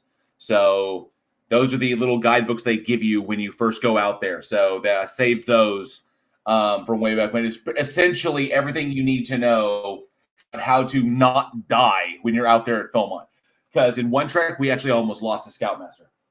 Dang. He picked up Jerry. He didn't filter his water appropriately. So typically when you're out there, you pull your water from nature, and then you have to iodine it. Well, he didn't iodine it long enough. He picked up Giardia, and he had almost killed him in 48 hours. He had to be careful of that. It was pretty insane. God damn, so, that is nuts. Vincent Doan for $5 says best apple pies in Julian was stationed in San Diego. Yes. Yes. So right. And potato bread and apple pies. Wow. It's amazing. Prim, real quick. Prim, can you tag me when you get a chance, just so I don't miss your chat? Says, if you're coming here and into Harley, why not tour the factory? I thought the factory was up in Milwaukee. Well, let me know if there's one up that way. C. Carl Go says, real men ride Indians. Yeah, real old men ride Indians. One of my good friends in Australia is an Indian dealer. He wouldn't be too happy with that. Now, Swedish fanboy for 50 secs says, JL, do an Oklahoma accent. Oklahoma accent pretty much sounds like a Texas accent. Just, it's pretty much it. Just a little That's bit what sweeter. it sounds like. little bit sweeter. You don't have as much. You don't have as much as a drawl, but like in Texas, you have that drawl, because you're moving a little bit more southern. Yeah, It's not. It's not as southern. It's not as southern as Georgia, mind you. But in Texas, you got that little bit of a draw. You can do like the Matthew McConaughey, hey, all right. But Oklahoma's pretty much just like that. You just don't have that big long drawl that you have when you go further south. Then you get up to Kansas, and then eventually you're going to get to, oh, hey there, how's it going? And then is Georgia the most south accent that you can have? Because areas of Georgia. Well, there's two. You've got essentially your kind of highfalutin, and which is I love spending summer evenings out on the porch with a mint julep. Like pure Colonel kind of Sanders job, yeah. Exactly. That's that highfalutin kind of Georgia accent. AZ but mostly Jeep girl. Listen to this. AZ Jeep girl for 5 US says at JL boomer sooner. Oh. Yeah. Oh damn! And Susan Ray. I'm not a sooner, I promise. You're pretty close. Susan Ray for $2 US. Thank you so much. Says, do you want a Harley poker chip from Santa Fe NM? Hold on, don't tell me. I'm gonna figure out what NM is. North. Wait a second. NM North. Oh wait, you don't know what the state that is? No, I'm trying to remember. Son of a bitch. Santa Fe North something, right? North is it Mexico? North? Dang it! I should have known that. That was so obvious. Damn it! Anyway, yes, I would love one. I would absolutely love it. I've got to set up my my what you may call it, the post box thing. That. The post box thing.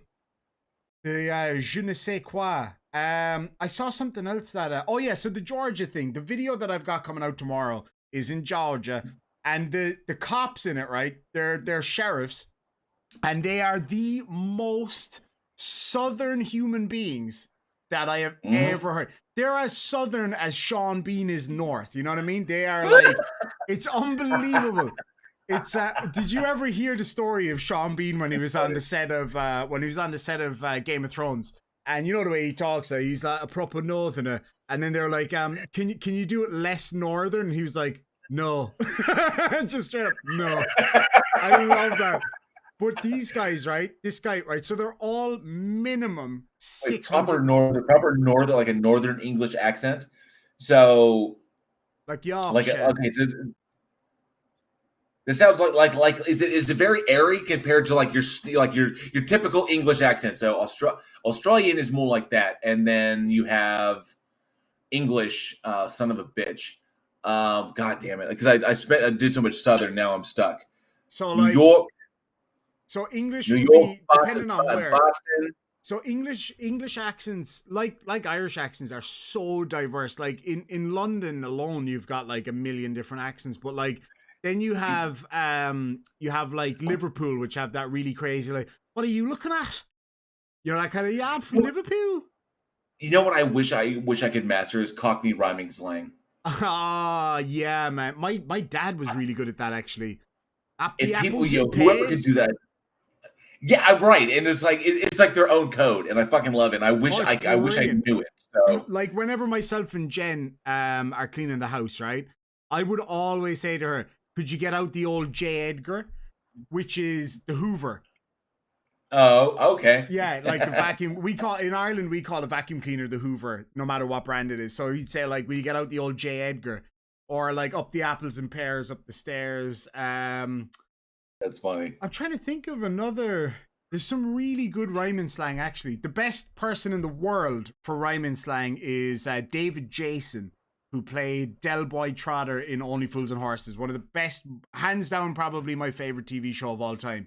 And his rhyming slang was amazing. Stephen Alley for $2 US, thank you so much, says, I'm hoping someone is frauding an airport you're at. Now, funnily enough, I'm going to be in Atlanta, where I just did a video of those two guys that had that bit of a mix-up with the TSA. So, yeah, hopefully I'll be, you never know, I might run into an auditor yet. Yeah, septic tank. So you're a septic tank. Johnny O's a septic tank. A yank. Let me see. I'll look up some more Cockney rhyming slang. Let's have a look here. What we should do here in a minute as well, all right? I'm going to give you some Irish slang and see if you can figure it out. Oh, yeah. Would you Adam and Eve it? Would you believe it? Exactly. Stick that in the Bacardi breezer.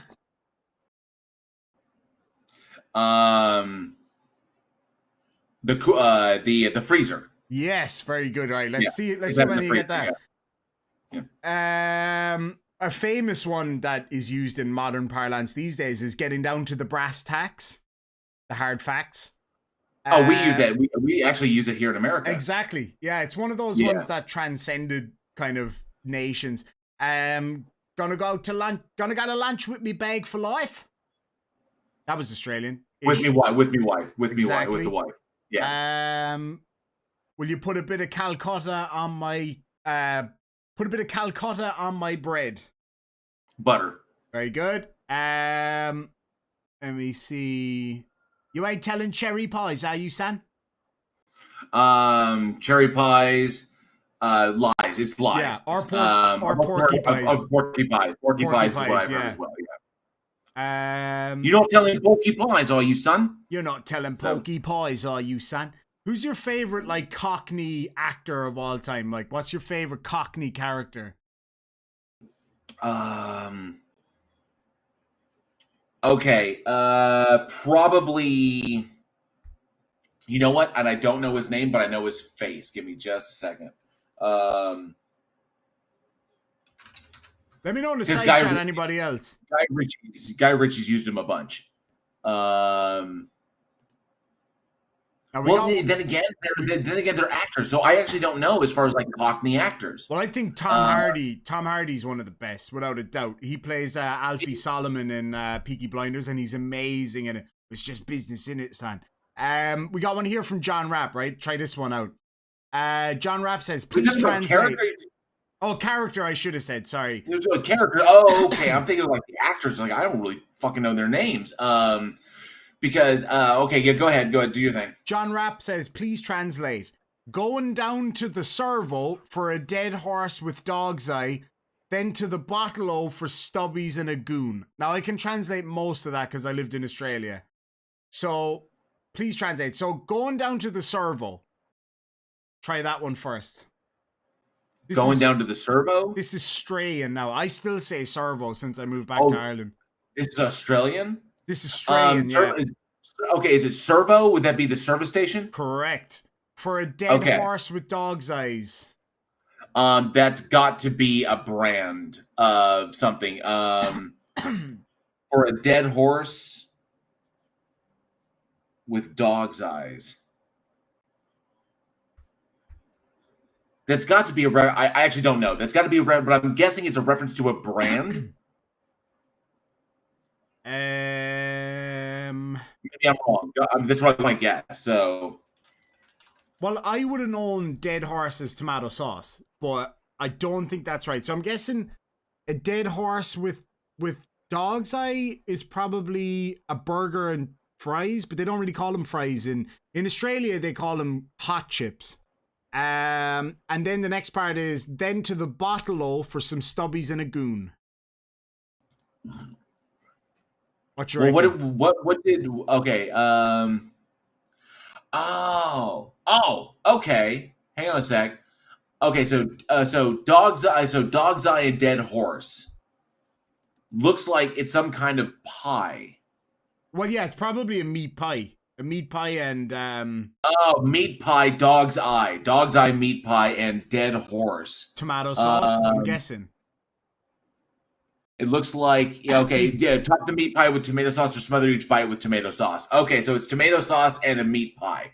Gotcha. Well, okay, so what was the next part? And the last part was, and then down to the bottle-o for stubbies. Down to the bottle-o for stubbies and a goon, mate. I'll give you a clue. Goon comes in a box, which is very unhelpful, but I thought that'd be fun.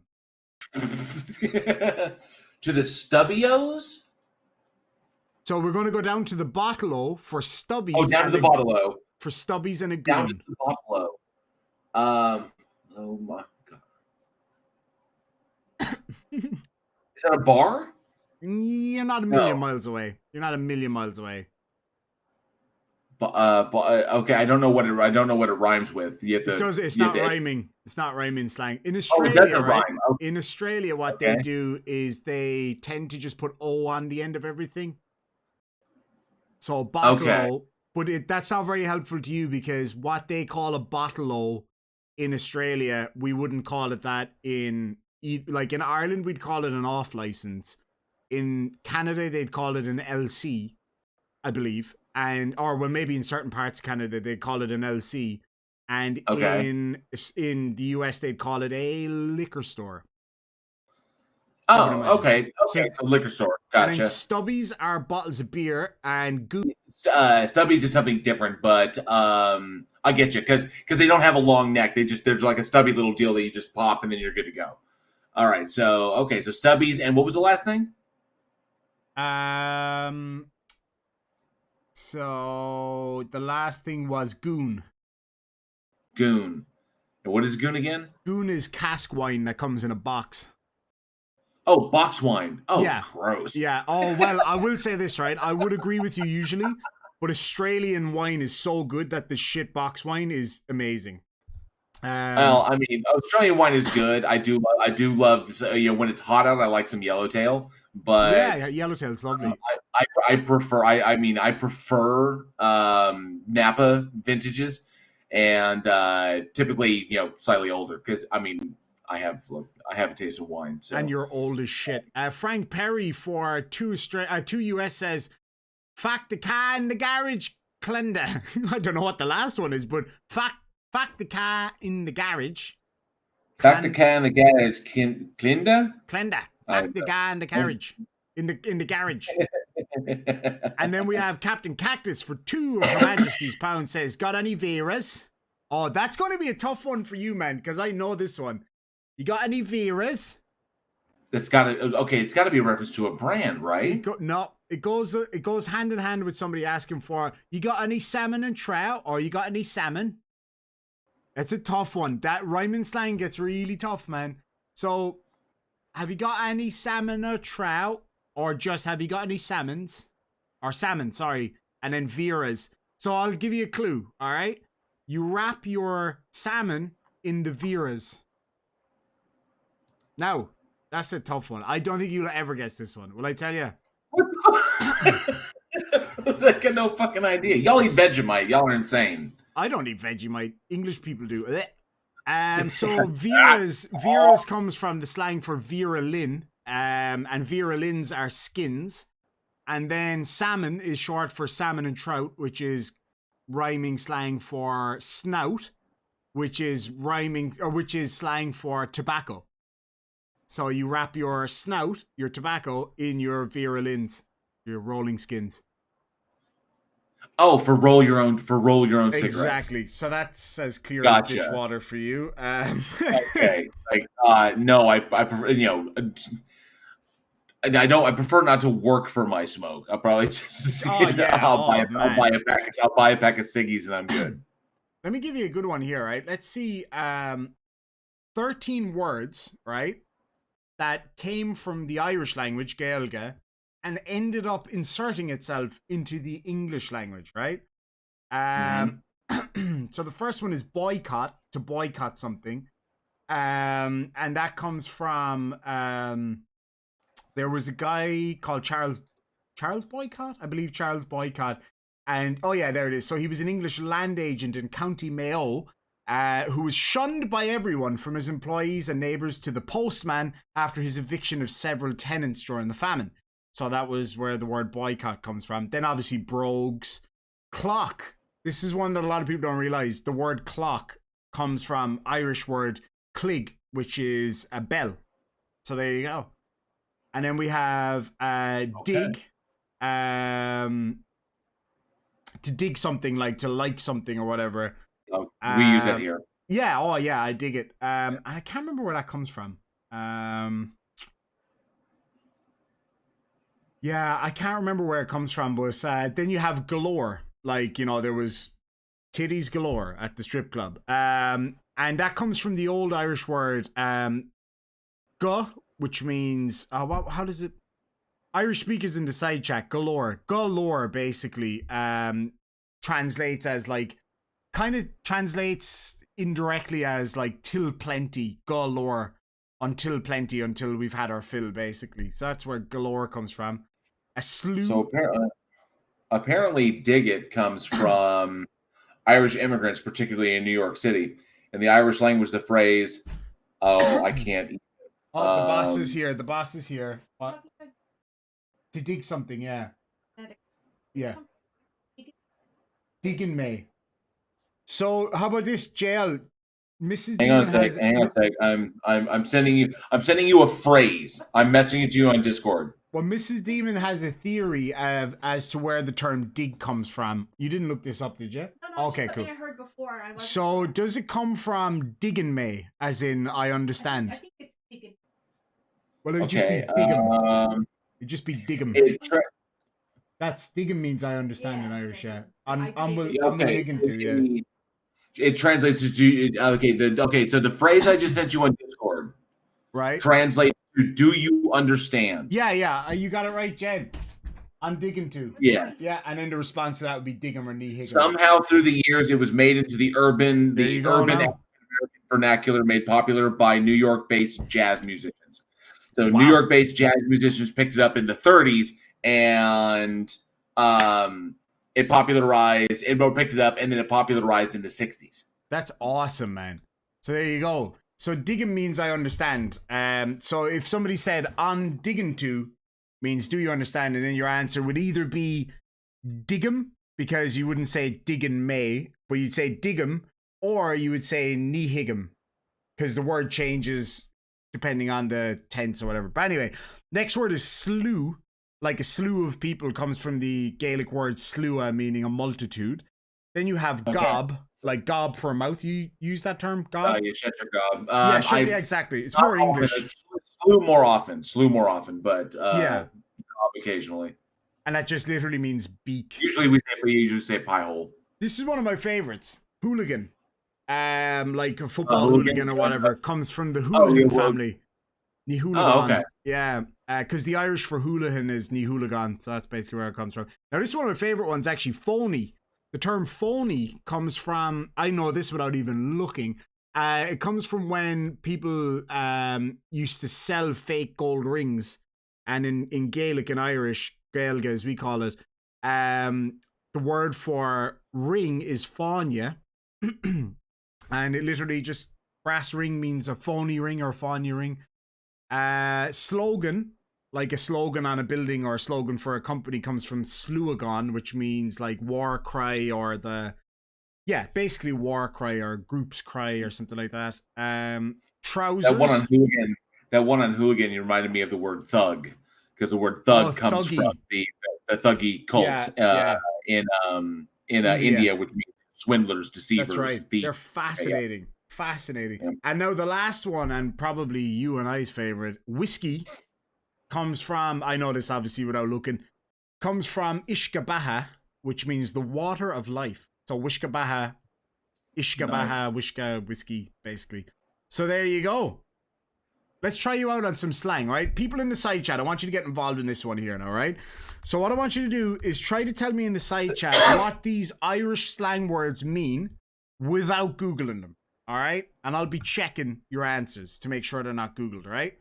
JL, if somebody, let me see here now. If somebody made a bags of something, what would they be making, or what would they be doing?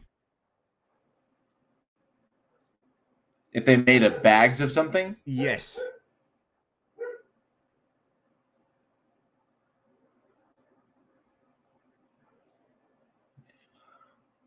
That they screwed something up? Yep, perfect. Okay, so a bags of something. You've made a real bags of it. Yeah, you fucked it up. Okay, you fucked it up. Yeah, okay, cool. Captain Cactus for £2 says orchestras or the J. Arthur. I know these ones because I've heard of the J. Arthur. J. Arthur. What was the orchestras? I'm not so sure. Orchestras. Can you think of what the orchestras could be? Not that. Oh, is it orchestras and J. Arthur? J. Arthur and orchestras, yeah. Oh, I think I know what the J. Arthur one is, but Jill, don't you look, right? Captain Cactus, you look at the screen and tell me if I'm right. So JL Warren, you don't look at the screen. Okay, I'm not looking at the screen. Okay. Am I right for the J. Arthur? Captain Cactus, yes or no? I think I am. I think I am. Cause I don't want to say his last name because it might give it away. But I might be totally wrong here now. I might be totally wrong. As for the orchestras, I'm gonna have to Google that.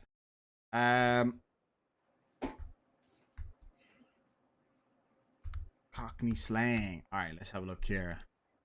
Oh yeah. Or what I would call the Davinas, the Davina McCalls. Huh. Or the Costa del Sols. So that's interesting. So, because bagged means to screw up, but blagged would be to rob. Yeah, you could blag something like if you got a really good deal on something, you'd say, I blagged a good deal. So anyway, I'll tell you guys what those two are. So the orchestras is, it comes from orchestra halls, which is balls. And J. Arthur, I think, is like Tom Tank having an old, you know, shall we say, charming the one-eyed snake, feeding the ducks, feeding the geese. That's the one. So what does it mean if something is banjaxed? Banjaxed? Yeah.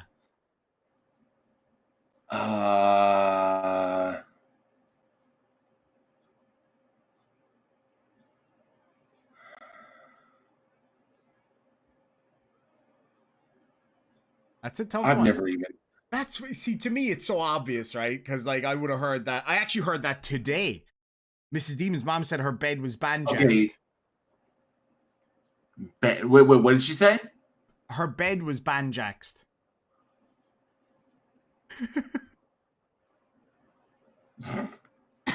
I'm gonna go with my gut. Like screwed up, like messed up. Yes, very good. Okay, cool. All right, just try to go with the feeling of the word. You wouldn't say. I'm assuming if something looked really, really nice, something was really nice, you wouldn't say it was banjaxed. Yeah, it doesn't sound right, does it? Yeah, right. If somebody was, I got under a skirt. She's totally banjaxed. She's totally banjaxed, man. It's like a punch lasagna. If somebody was, it's like an Arby's sandwich come to life. If somebody was codding you or having you on, what would they be doing? Or having you on, joking with you. Close enough. Screwing with you, pulling a prank. Yeah, pulling your pisser, basically. Having a piss, or taking the piss. Yeah, taking the piss. Like you're fucking with me. Exactly. What is a culchie? Now, this is something that Mr. Malort likes to call me. How are all of these like phrases for kind of the same thing? You fucked it up. It looks fucked up. Stop fucking with me. And it's pretty much exactly. We have a lot of ways of saying shit got fucked up. So what is a culchie? This is something that Mr. Malort likes to call me all the time. I am not a culchie, okay? I grew up with culchies, but I'm not a culchie. That's all I'm saying. Culchie, a cultured person, or someone who thinks that they're better than everybody else, like a pretentious person. No, far from it. Roisin is a culchie. Far from it. What does it say again? Roisin in the side chat's a culchie. Callous Sword says I'm a culchie. I am not a culchie. Oh, this is from a place. Kind of. People are saying a cultured person. No, they're far off. A culchie is a country person, basically. A farmer, kind of. You know, you're like, how's it going? You're a typical Irish person. A redneck. Yeah, pretty much a redneck, yeah. If somebody wait. So instead of cultured, it's essentially uncultured. Kind of. Yeah, kind of. It's hard to kind of. It doesn't translate. A hillbilly, a bumpkin. Pretty much, yeah. If somebody was a cute whore, what would they be? People who lacked shoes for schooling and such. That kind of thing. Okay. Exactly. So if somebody was a cute whore, what would they be? We say that again? If somebody was a cute whore, what would they be? It's not what you think. Well, that's what I call a pretty prostitute when I'm drunk. Or me. Just saying. You're a cute whore. Well, I have been called a cute whore a fair few times. A cute whore. Jazzy's a cute whore. I have no idea. I can't even pull something off of that. So a cute whore would be somebody who kind of is very good at like making things happen or getting kind of the best of stuff. So like, let's say, oh, did you hear Jimmy put 20 quid on that horse? He knew he was going to win. He was a cute whore, him. So somebody who has like always has the inside line kind of thing. You know what I mean? This one is specific to Dublin, right? Which is again Ireland's second city. If somebody was the Loira and Exoira, what would they be? Jesus, I was the Loira and Exoira. And they actually say this, by the way. the Loira and Exoira? Close enough. The Loira and Exoira. I was the Loira and Exoira on Christmas morning when I went in and I got the children all their presents. I was the Loira and Exoira. Okay. You don't get to talk like that and then jump on me for my Irish accent when I do that, because you sound very much like that, mate. I do me a hole. I was the Loira and Exoira. It's proper Dublin. I'm speaking Dublish. You may be speaking Dublin, but it sounds like you spent 3 nights in the tavern. And it sounds like you were on fucking Sons of Anarchy doing your Irish accent. I sound... Yeah, can I just say, right? That's actually a compliment. That's actually a compliment because several of those cats, like Flanagan, are fucking Irish. Well, 1 or 2 of them are, but the vast majority aren't, and it's outrageously obvious. I've never actually watched Sons of Anarchy in its entirety. I've seen somebody showed me the Irish ones, and there were several chapters. Yeah, they went to Ireland at one point, and they hooked up with the Irish chapter. And that's the one. Somebody showed me that episode, and it was unbelievably bad. Like, it was the most. Which is weird because they shot it in Ireland. They shot it in Ireland. They only shot some of it in Ireland, but there was a few people in there who were genuinely Irish, and that was obvious, right? Because they were the sexy ones, right? And then you had people who were pretending to be Irish, and they were like, "Oh, the idle doodle doodle laddie, oh Jesus," and it was awful. It was so bad. I don't think they sounded like the fucking leprechaun. They were not far off. They're like, "I'm going to tell Johnny, oh, and I'll go home." I said, "What the fuck is that accent?" It's like a cross between. It's like as if you got somebody from the Appalachians that lived in Scotland for 10 years. That's roughly what you end up. It's like, what the fuck is this shit? God damn. You know that someone on that set, that director or something, either the director didn't care, the director's like, I don't give a shit, I'm just directing an episode of Sons of Anarchy, and someone else is going to direct the next one. Either the director didn't care, or someone on that set was like, dude, you sound so good. Yeah, you sound so Irish, man. Somebody was trying to get laid, and when they said, is my Irish accent good at all? And they go, oh yeah, it's fucking awesome, man. Yeah, here's my number. Before we continue, Captain Cactus for 5 of Her Majesty's Pound says, Gypsies, Emmas, Sexton Blake, I was born on Milk Street, so within the sound of bow bells. So a gypsy's cart, a heart, maybe? Gypsies, Emmas, Sexton Blake, I was born on Milk Street, so within the sound of bow bells. Gypsies could be gypsy's cart. Gypsy's horse, maybe? You got me. Jail sounds like Mrs. Brown. Who's Mrs. Brown? Mrs. Brown is a really famous Irish TV show. It's the actor is, oh my god, he was one of the most famous Irish comedians. I cannot think of his name off the top of my head. Brendan O'Carroll. You take that back. He does not sound like our beloved Mrs. Brown. Hey, I'll take it. I'll fucking take it. So Gypsy's Kiss. I actually think my Irish is better than I think my Irish is better than my Scottish. So I think they're both equally awful. Oh, you're fucking awful. Let's do this, right? I think my Southern is better than your Irish. I challenge thee. You think which Southern? Any southern, Georgia, I don't care. They're all the same. Okay, give me some Georgia. Give me some Georgia. I can't just do it. How off about the this? top How of about my this? head. How about this? No, I'm not gonna let you get away with doing that foghorn leghorn shit. You give me that fucking you give me that coastal Georgia drawl. Give me that shit. Give me that southern Georgia drawl. Give me that. something to say. We're not sure if they're from Alabama or Georgia. You give me that stuff. Ooh, now I can't promise that. That's a bit too much. Because you've got all right, okay, fine, right? I'll do that if you do a Dublish accent. A North Dublin accent, not the South Dublin accent.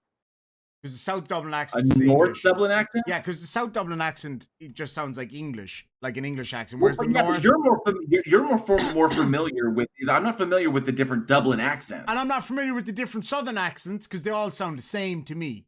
Colonel Sanders.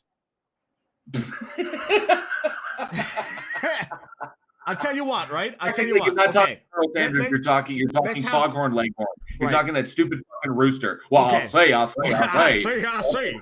All right, okay. Well, let's make a deal, right? And we have how many witnesses right now, right? We've got 160. 154. Right, so 150 odd witnesses right now. Here's what we're going to do. I will send you some links to a very stereotypical Dublin accent, right? Pure Dublish, right? Full on Conor McGregor pure Dublish accent. You study that, and I'll study your Georgia accent, whichever one you so choose. And then live on the air in Johnny O's house on Friday, I'm doing Donald Trump hands over here. Live on the air in Johnny O's house, you and I are going to do a voice-off where you do the best Dublish accent and I'll do the best Georgia accent. And then we have to come up with a prize for the winner. Do we have a deal? I throw the gauntlet at your feet. Oh yeah, if you're challenging me, you know I'm going to do it. Deal. We got it. Mr. Malort says for $2 Dublin Brasser. You're a Dublin Brasser. That's all you are. A Dublin Brasser.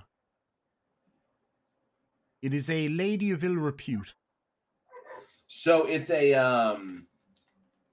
So you said a South Dublin accent? No, not the South Side, like, because the South Side has got like this terribly posh, basically English accent, like, and everything is like, and they don't use the letter T in Dublin. So in the North, instead of saying right, they say right. Aye, right. And instead of saying right in the South, they say Reich. Reich. They swap T for SH. Right. So me and Braino were like going down over there, right? And then a Dublin fella would go, who the fuck are you? What? So you're going to do North Dublin City, right? So the north side. Your stereotypical Dubliner accent, right? And I'm going to do whatever the fuck, what fuck Georgia accent you want me to do. Or Alabama. Or wherever, I don't care. I can do them all, man. I'm a master. Master. I'll do that shit. All right, let's see. Nimrod for 20 secs says, would you shift Glen Serio, JL? Do you think you could shift Glen Serio? What do you mean shift? I don't know. I'm just asking.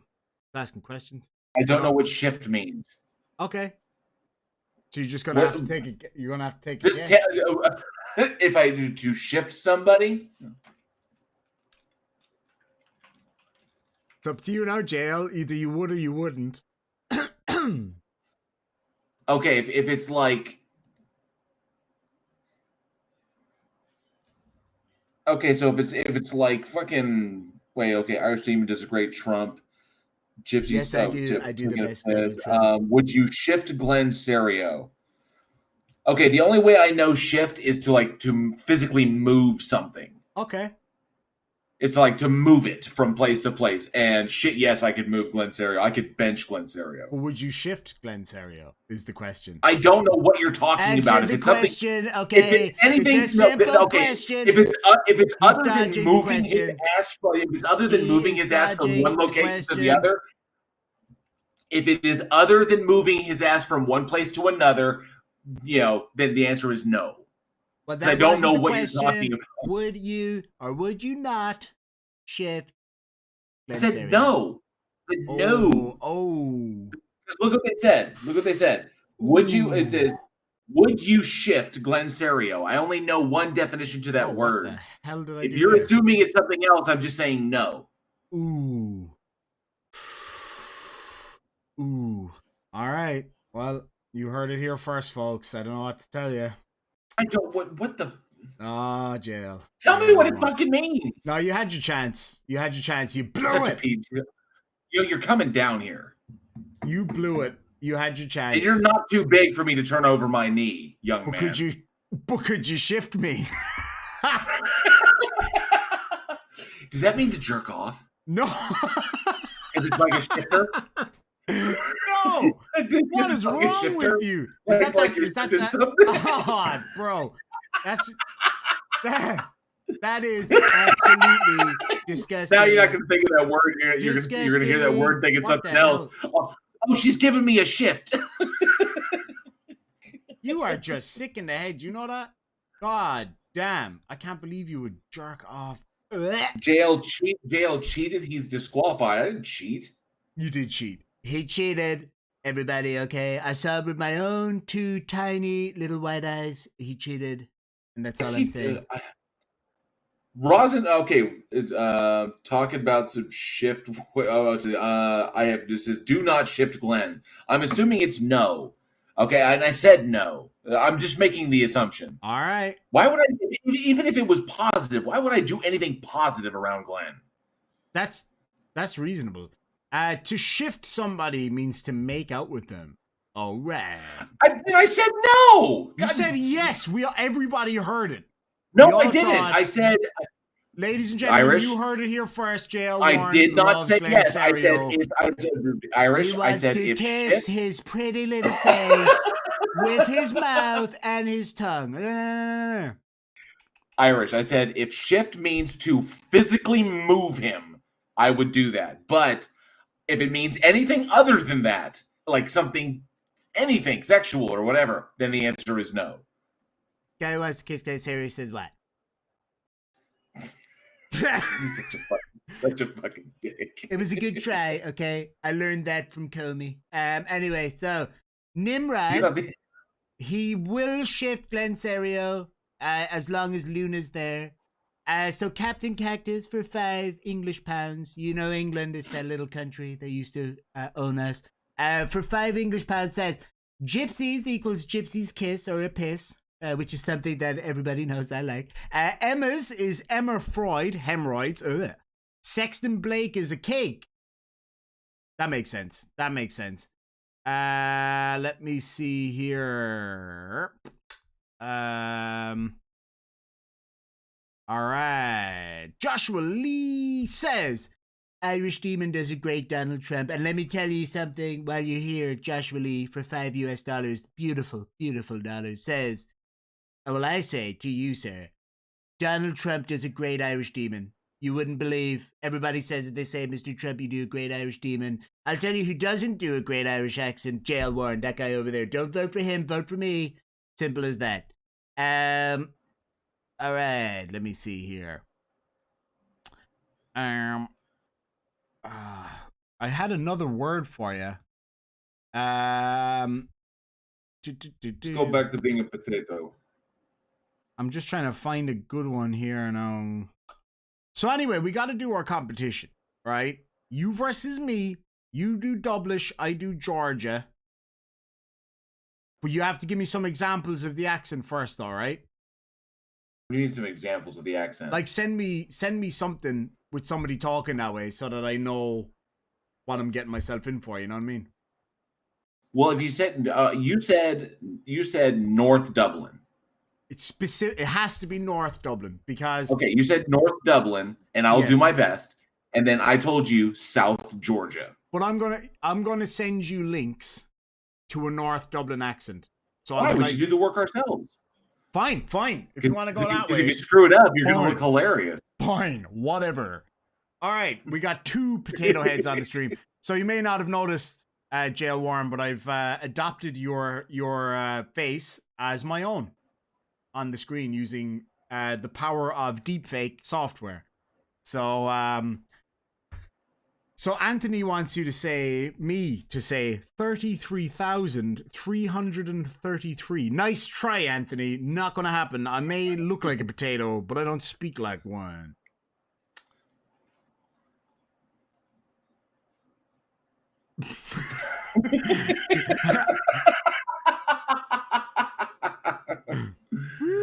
See, look, it looks just like JL Warren. It does, like, without the beard.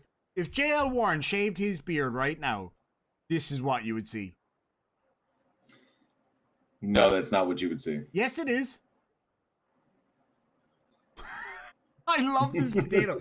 I love how he moves around the screen like woo, and he's got a. I like the Russian, but the Russian Spud is better. Sputnik is better. Sputnik is awesome. Let me get Sputnik. I'll just go emo in the meantime while I'm waiting for Sputnik.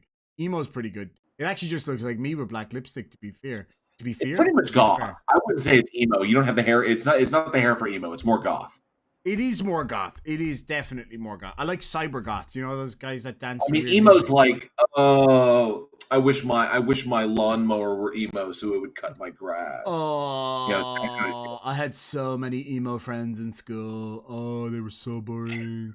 So, but being the most boring person was like the objective of my emo friends. That was literally like, what are you doing this weekend, man? We're going out for drinks. Probably just stay home and complain. Ooh. Yeah, but do something fun. You know what I mean? Yeah, miserable shower about. Well, I suppose that is the whole point. There's no point in mocking an emo going like, God, you're such a miserable folks. Like, that's the point, bro. That's the point, bro. That's what I need to look up. That's what I need to send you. What's that? So you can tell me. Okay, so you've seen that video of Gerard Butler being a leprechaun, right? Hell no. Do I make you laugh? Disgusting American, I make you laugh. You got shut up, you commie. You see this? Hey, you see this place over here? This will be capital of world. Mark my words.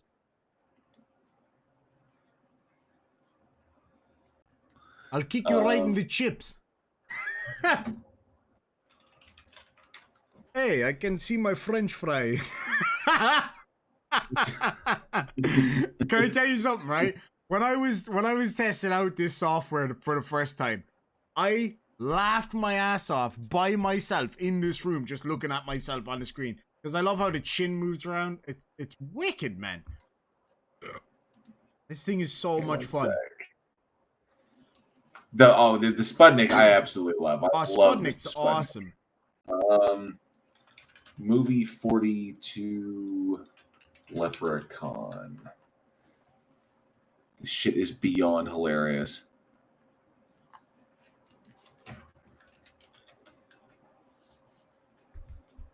So I'm just going to link it to you. I'm going to link it to you in Discord so you can watch it because it is beyond hysterical.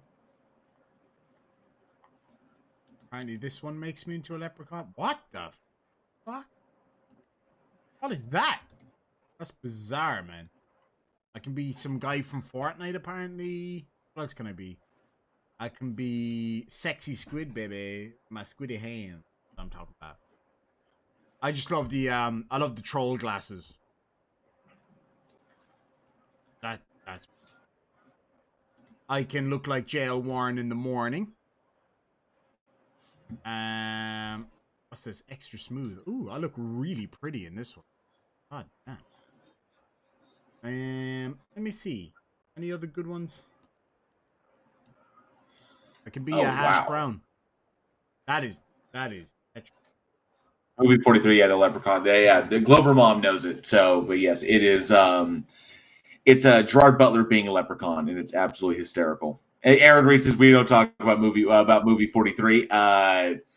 Agreed, we don't talk about it. It's trash, but it's hilarious to see Gerard Butler, Sean William Scott, and Johnny Knoxville, all and then Gerard Butler as a leprechaun, interact with them. It's hilarious. And now you're a chicken nugget. Well, you're half a chicken. Now you're Shrek. And now I'm you. What the hell? How do you use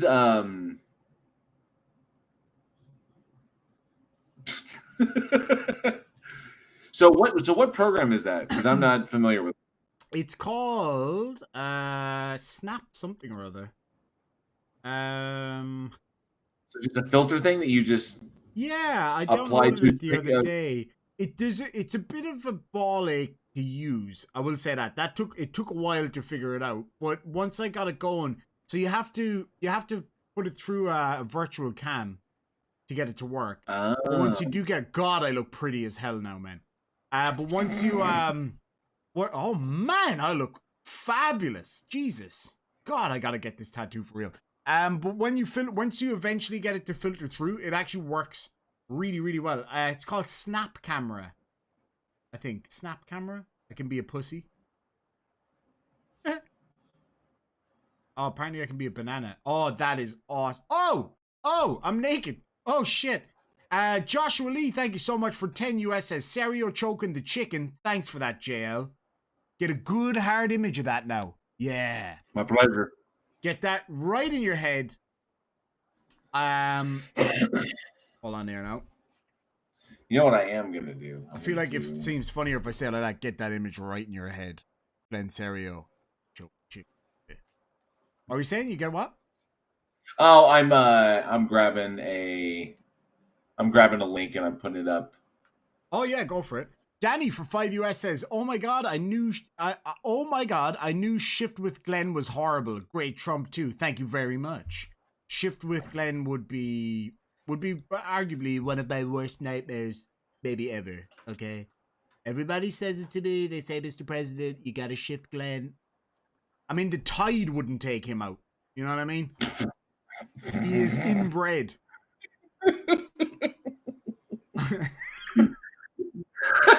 the tide wouldn't take him out. I love how this one's legs move like that. That's awesome. JL's seeing a totally different thing to what you all are seeing. He's just seeing me do funny faces for no apparent reason whatsoever. No, I can see it. I see Trump. Yeah, you just had a turkey on your head. That's a chicken, I think you'll find. Or a chicken, either one. Now you're a piece of toast. Cool. I like the Viking one. That's badass. I'll take that all day. So anyway, back to what this whole stream was about in the first place. The legs wiggle on the chicken. I know, right? It's amazing. It's like, that's funny. That's funny. It was so funny the other day. I was doing this and I had Minnie on my lap and her little face turned into a chicken. It was the cutest thing ever, man. She's so adorable. She's just the cutest little dog in the world anyway. So hey, look at that. Look at what? Yeah, and your Foster Da. What? Foster Da, it's Skyrim, like Foster Da, the Foster Da, the dragon deal. Elder Scrolls. Oh, never mind. I have no idea what you're talking about. It's a video game. Oh, okay. I don't do video games because they're for kids. Anyway, Cindy Sue, welcome to the Demon Army. Really appreciate it. Thank you very, very much indeed. Let me see here now. Vikings helmet never had horns. Not entirely true, actually. Generally speaking, they didn't have horns, but there were some examples from one of the what are they called, JL? The stories from history of the Vikings. What were they called again? Oh, Jesus Christ, I can never remember.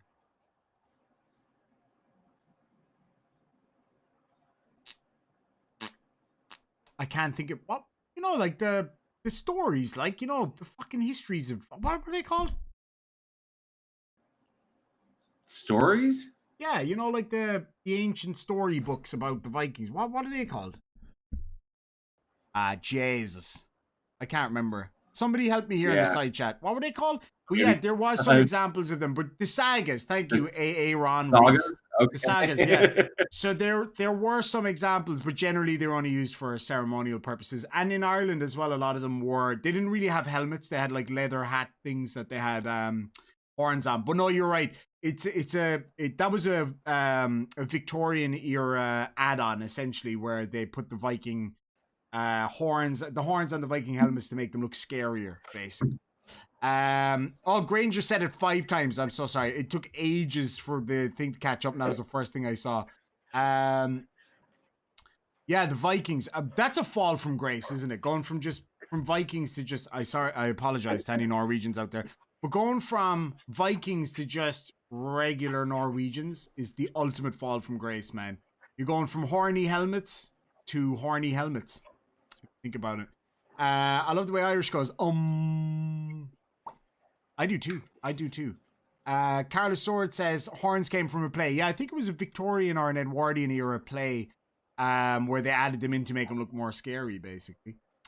I feel like this is something you'd wear, JL. What I'm wearing right now. I don't know what you're wearing right now. Yes, you do. Remember, you just texted me a minute ago. You're like, "Hey, what you wearing?" Oh wait, no, I wasn't supposed to say that in the stream. Sorry, I just remembered. So anyway, yeah. So we got Texas fairly locked down, I would say, in terms of what the ultimate plans are. Now, Bowie, tell me about Bowie. So Bowie, Texas is a quaint little town on the way up north. And, son of a bitch, when I was thinking about Amarillo, I was probably thinking about Bowie because it's not that far away. Yeah. But it's on the way going towards Amarillo. I was like, let's do Bowie, Texas. That is an hour and a half. It's an hour and a half north, or technically northwest. So, before you get to Wichita Falls. And then we'll take it up there.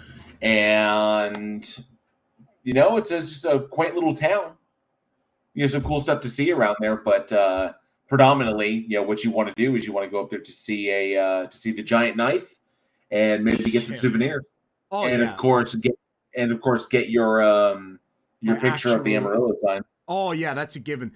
The picture of the Amarillo sign and a picture with the ginormous Bowie knife and buying a Bowie knife, they're the three main things for that anyway. I want to give a huge welcome to Anthony Vasquez in the side chat, who just recently started YouTubing. So Anthony, drop your link in the side chat, and if anybody around there would like to go out and check him out, please do. Thor Rasmussen said, did somebody call for Vikings? Well, we got a real life one here in the side chat, lads and lassies, whose name is actually Thor. So, Thor suck it, basically, because that's about as Viking as you get right there. Yeah, the population of Bowie, as of 2010, is a little over 5,000 people. So it's small. Yeah, really? It's small. It's not a lot to do up there. They got a couple of interesting things, but it's definitely one of the older towns. When was that place? Founded in 1881. Yeah. Cindy Sue says, aren't Viking horns from Wagner's Die Valkyrie? I actually think you're absolutely right there. I'm actually pretty certain you're right. Comes from Wagner's Die Valkyrie. Because what the Valkyries were said to have had wings on their horns, wasn't it? I believe. Well, I thought they themselves had wings. Perhaps I might be wrong there. But I know that they carry dead warriors to the afterlife, right? To Valhalla. Yeah. The Autistic Cat says, I have a pet python called Loki. I have a pet chihuahua called Floki. So there you go. I'm gonna look up the Valkyries. Images. So no, that's Marvel. Come on. Oh, there you go. Skara the Valkyrie, and yes, those are wings on her helmet. There you go. So yes, helmet. You are correct.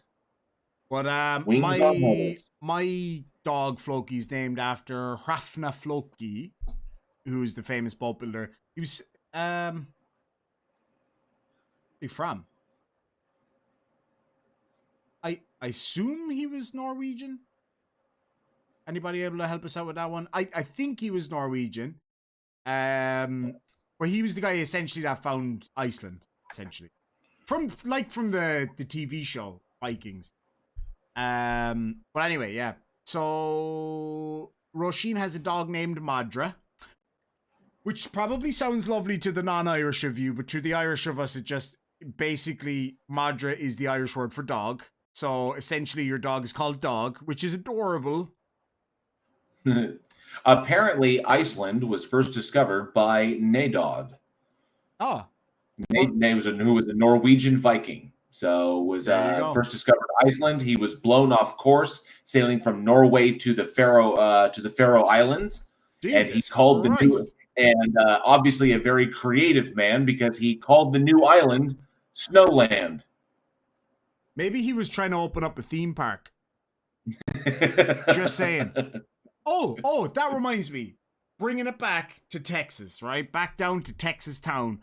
We have got to go to a Wild West something. Anything. I don't know if they do. I don't know, Wild West recreation. Or just like, you know, one of those. Well, I know Bandera is like a Wild West town. It's like the cowboy capital of the world. So, I mean, that could be a place to go if we do happen to go down to San Antonio. I know it's like a half an hour from there. Amanda Cullen, good to see you in the house. How are you getting on? Yeah, that's somewhere I would love to go. One of those kind of Wild West towns.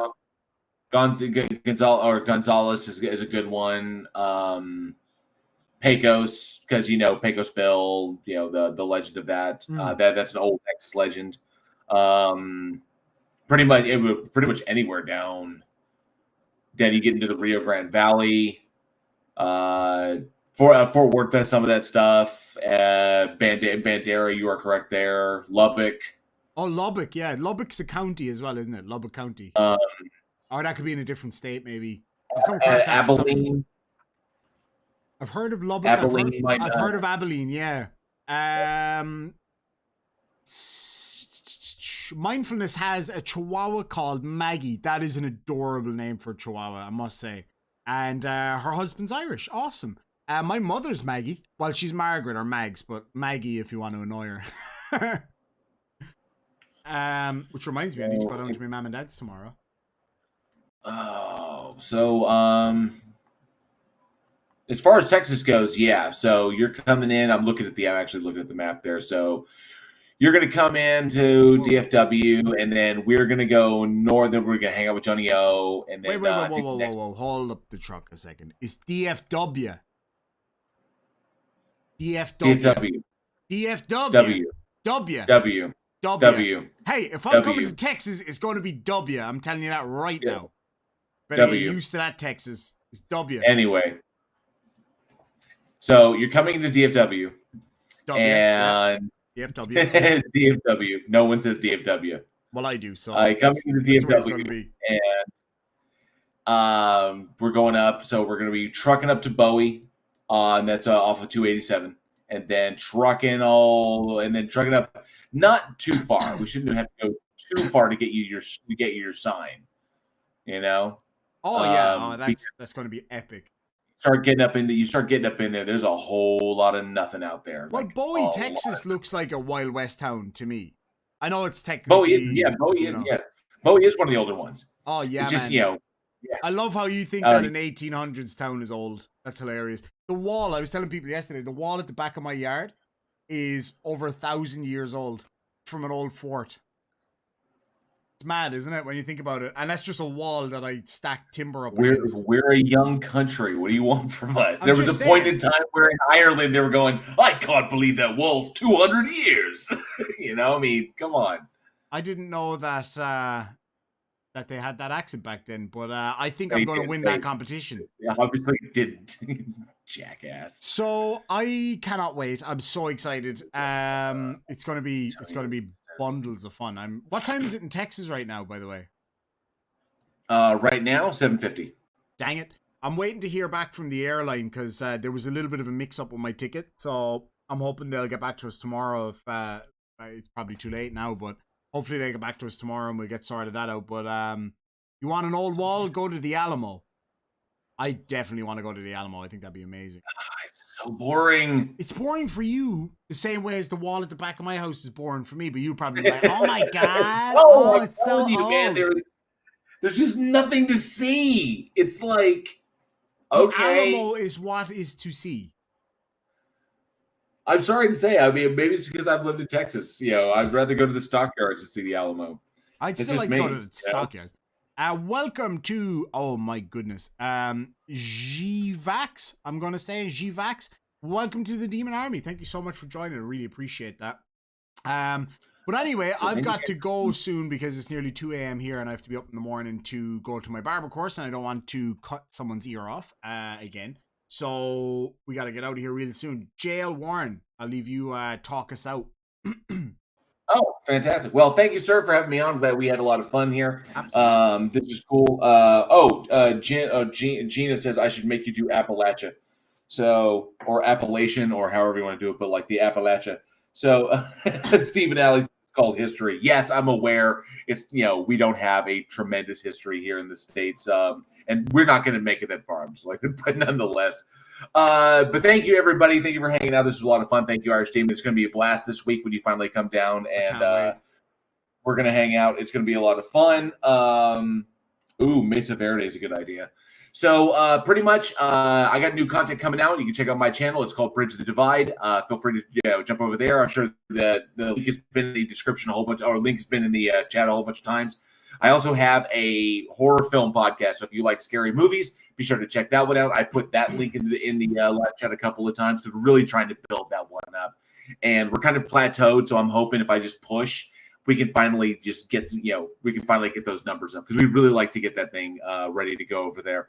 But other than that, just hanging out. This week's going to be busy. It's going to be crazy because, I'm driving down. I'm way up here in northern Oklahoma. I'm driving down south. And then, of course, we're going to do the thing. So I'm probably not going to live stream on my channel. It's probably just going to be all phone stuff. Just, because I'll be hanging out with Damon for a bit before they go to Vegas. I'm not going to Vegas with them. I'm not going up to Seattle. I'm going to be hanging out in DFW or staying in DFW, and then I'm going to be driving back up because I have the podcast I have to deal with. So other than that, tomorrow, 7 p.m. Central Time, next episode of Week in Horror. We hope to see you all there. And that's pretty much it. So absolutely. Thank you, Irish. Thank you so much. And before we go, I'm just going to read out a couple of super chats. The other reason I need to get out of here as well is over on MC Toon's channel, he's going to be doing his tribute show to Schrodinger's cat. So I'll pop a link in the side chat there. So what I would love is if you guys could go over and raid that party and go say hello and all of that lovely stuff. Would be fantastic. Get as many people in there as we could. Team Skeptics in the house. You're only 2 hours late. Right. But that's okay. We should be going live hopefully tomorrow over on Team Skeptics channel. So if anybody wants to join us over there, it would be fantastic. But I will just confirm the time with him, and I might jump on like a 10 or 15 minute live stream on my own channel in the morning just to let you guys know what we're doing. Thank you, Asa. What did Asa say? Oh yeah, JL's channel is linked down there, and also I'm just going to link Team Skept. Oh Jesus Christ! MC Toon's channel is now linked in the side chat too. It's pinned at the top, so definitely go on over there and have a chat. It should be good fun. For $10 US, Danny says, to European people, 100 years is nothing, but 100 miles is an insane distance. Just saying. Y'all might know old, but you don't know squat about distance. I lived in Australia and I worked out in the desert, so I know distance, but I don't like distance. As for the 100 miles thing, that's because y'all over there have such cheap fuel. Over here, for me to drive 100 miles probably cost me $100. It's nuts. But Danny, thank you so much. I really appreciate that. And Alien Spore, one of my very first subscribers on this channel. I think within Alien Spore, correct me if I'm wrong, I'd say first 50, arguably first 50, I would say. For 10 US says, when in Dallas, visit the stockyards for some Wild West vibes. Dallas, Texas is not like those little meth towns like Bowie. Dallas is all love, and yes, it's DFW. Told you, it's DFW. They have a point. DK, don't know what this dude's talking about. It's DFW. It's not W. It's DFW. It's going to be WIM there. So anyway, I hate to tell you. Well, I mean, yeah, but it's DFW. DFW, and the last. So I'm looking at this. I'm looking at this comparison. Texas, Texas takes up about 3/4 of Western Australia if you stuck Texas in there. Mm-hmm. So yeah, this comparison to what Texas is to obviously Australia, very very large. It's a continent. It's a fucking continent. So yeah, Texas is about the size of New South Wales. Oh, that's pretty big. Yeah. Cool. And then we have Torres Musin for 50. What would we call him now? We're going to have to call him Viking dollars. For 50 Viking dollars says, my next dog will be a big Rottweiler and I'm going to call him Ask Him. What are you going to ask him though? All right. Now I saw another one. Kate Cat says, I received my t-shirt and it's wonderful. Thank you so much. Actually, you know what? I may as well plug it while I'm here. So I have new t-shirts in my Teespring store. Check them out. It's the Irish Demon in the USA collection. It will be on the catwalk in Milan in no time. So definitely check that out. We will be showcasing it in DFW. So definitely check that out. It's in the side chat. But I'm so glad to hear you got it. That's awesome. If you do get a chance, if you're up to it. Anybody who does get a t-shirt or a glass or anything like that, because I know a fair few people bought some glasses. They seem to be really popular. And the Glenserio mugs and things like that. If anybody does get one, if you get a chance, send me a picture. I'd love to see the pictures maybe when I do a stream after I get back from America. I'll put the pictures up on the stream and stuff like that. That'd be awesome. And Alien Spore for 2 US says, correct, first 50. Thank you so much, my friend. It is a pleasure to have you here with me still. It's awesome. And Alien Spore again says, I'm a Dallas native, homie. Love heart, W. You better take that, JL, and stick it up your pipe and smoke it. Something like that. Can't remember exactly how that saying goes. But... Nice save. Pretty close, right? Pretty good. That's because I was worried that maybe my mom was watching. And Team Skeptic says, Alien Spore, absolutely DFW. W, baby. That's what I'm going to call it. W. So anyway, lads and lassies, thank you all so much. I really appreciate you joining me tonight. I'm really excited for the trip. It's going to be awesome. I've got all of my lovely clothes all laid out, ready to put in my plastic bag. And yeah, it's going to be great fun. I'm super excited. And you know what? What are you, a hobo? What are you, a hobo? Yes. It's like, I love Trailer Park Boys. Say, what are you, a hoblo? Or a hillbilly? So yeah, I've got my swag over my shoulder and I'm ready to go. I'm so excited. I went into town yesterday, not yesterday, the day before yesterday or something. And I got some awesome stuff to bring over to the lads, some really funny stuff. I'm going to go tomorrow and get some Irish candy and interesting foods for all of you folks to try out. And it's going to be a lot of fun. I'm really, really excited. And you know what? Perfect way to close out the stream from Jesse says, hashtag RIP Big Cat, a great person that'll be greatly missed. Couldn't agree with you more. Absolutely. Thank you all again so much, and I will catch you tomorrow, hopefully over on Team Skeptic stream, and then next step Texas, lads and lassies. I'll be streaming just before I leave.